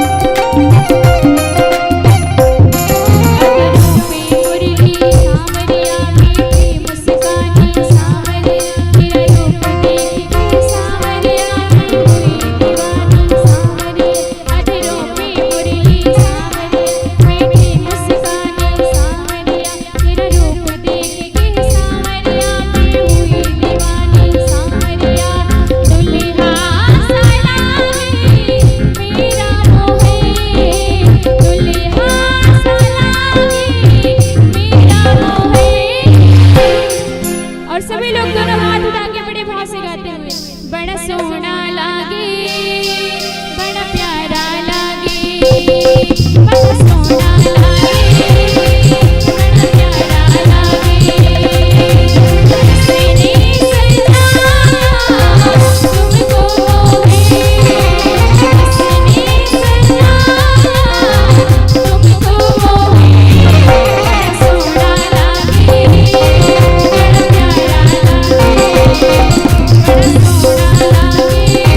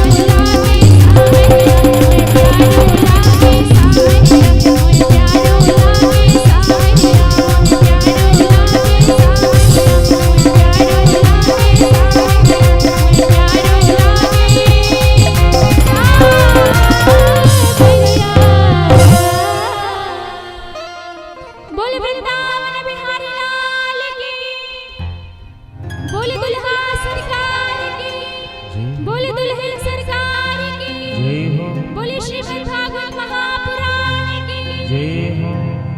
सभी भक्तजन अपने अपने स्थान पर खड़े हो जाए। आइए हम सभी लोग मिलकर के भागवत भगवान की आरती करते हैं।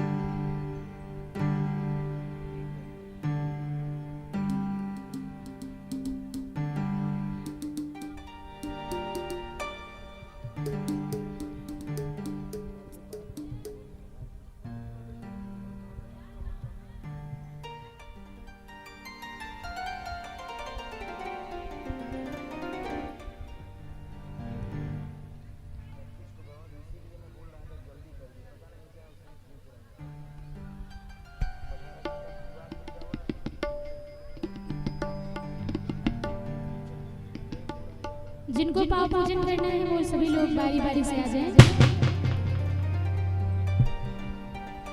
अभी कुछ लोग रह गए हैं तो आइए हम सभी लोग एक भजन और श्रवण करते हैं, तत्पश्चात आरती होगी।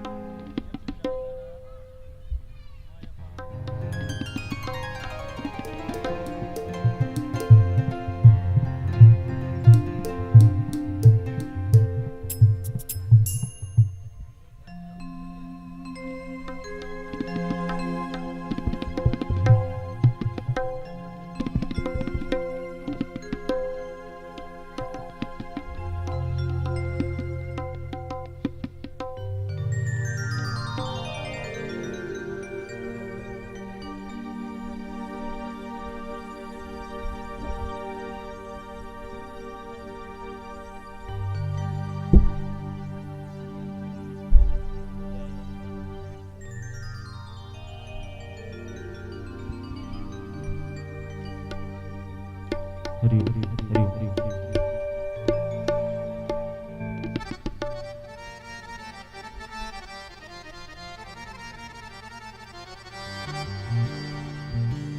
आप सभी लोग अपने अपने स्थान पर खड़े हो जाएं। आइए हम सभी लोग मिलकर के भागवत भगवान की आरती करते हैं, तत्पश्चात सभी लोग भजन का भी श्रवण करेंगे।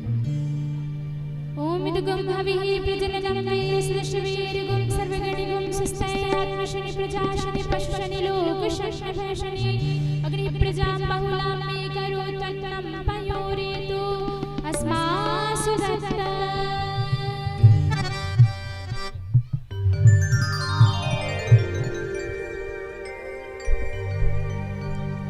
उतारो है सखी, हाँ उतारो है सखी,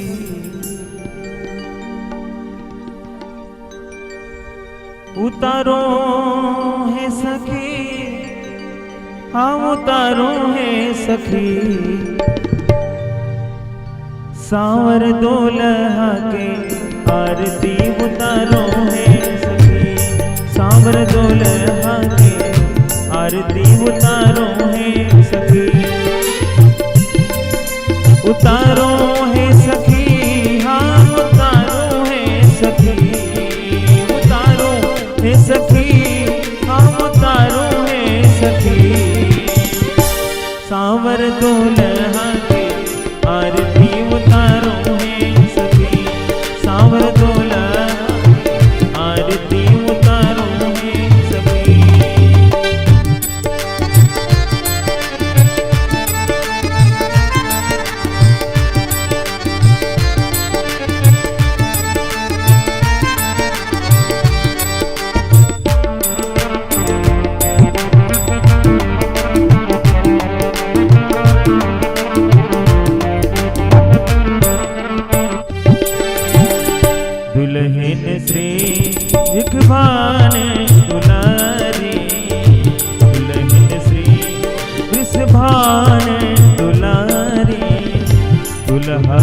दुलरुआ श्री बांके बिहारी, दुल्हा दुलरुआ श्री बांके बिहारी।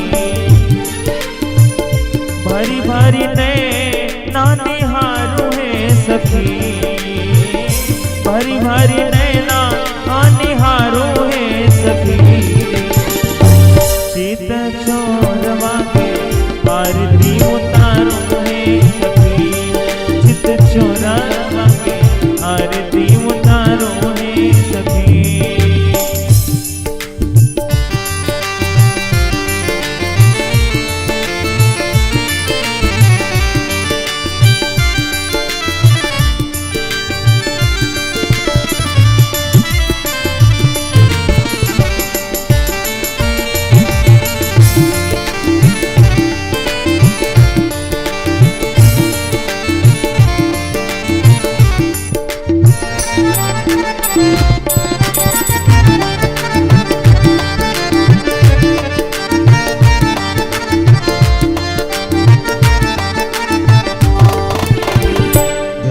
विभूषण अंग अंग साजे,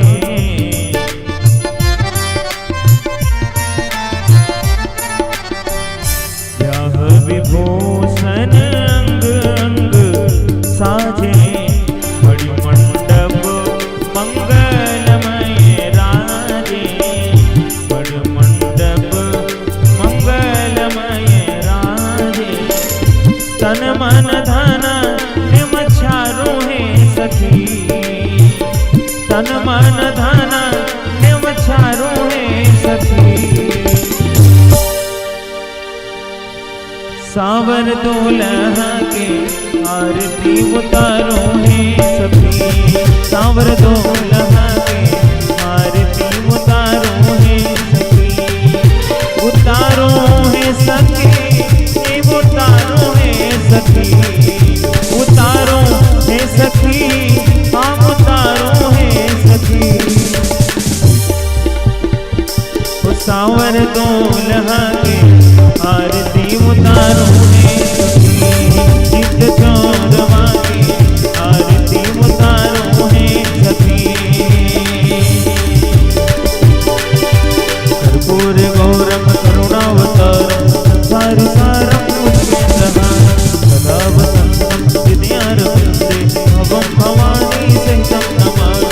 त्वमेव माता पिता त्वमेव, त्वमेव बन्धुः सखा त्वमेव, त्वमेव वेदा गुणं त्वमेव, त्वमेव सर्वं मम देवदेव, त्वमेव सर्वं मम देवदेव, त्वमेव सर्वं मम देवदेव।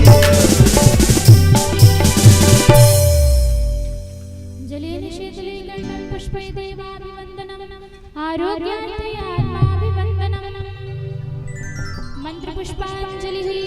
ॐ यज्ञेन यज्ञमे जयन्ति देवास्तानि धर्माणि प्रथमान्यासन्नात्तेह नाकं महिमानः। सचरित्रपूर्वे साद्याः सन्ति देवा, नानासुगन्धिपुष्पाणि यथा कालोद्भवानि च।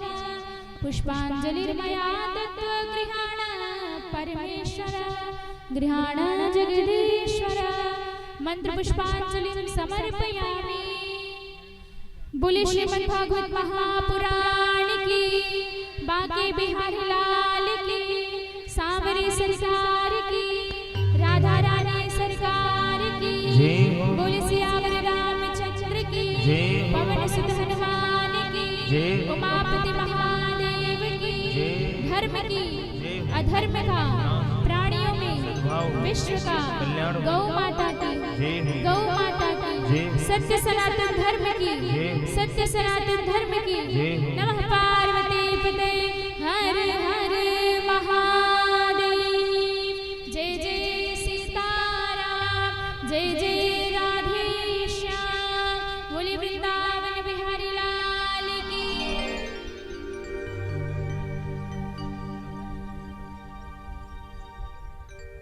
हरिओम। जितने भी भक्त खड़े हैं आप सभी से निवेदन है कि आप सभी अपने स्थान पर बैठ जाएं। सभी लोग अपने स्थान पर बैठ जाएंगे। आप सभी के समक्ष आरती जा रही है, आप सभी अपने स्थान पर बैठकर ही आरती का दर्शन करें। और प्रसाद ग्रहण करेंगे।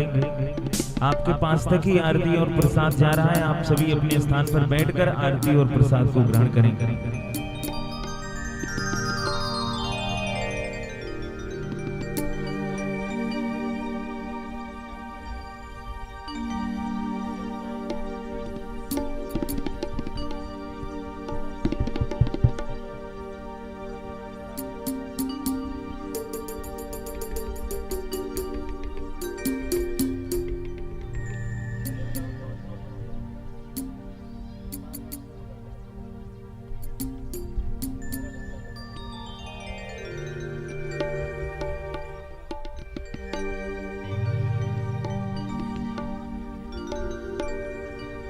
ओ जोड़ी का जवाब नहीं, जोड़ी का जवाब नहीं,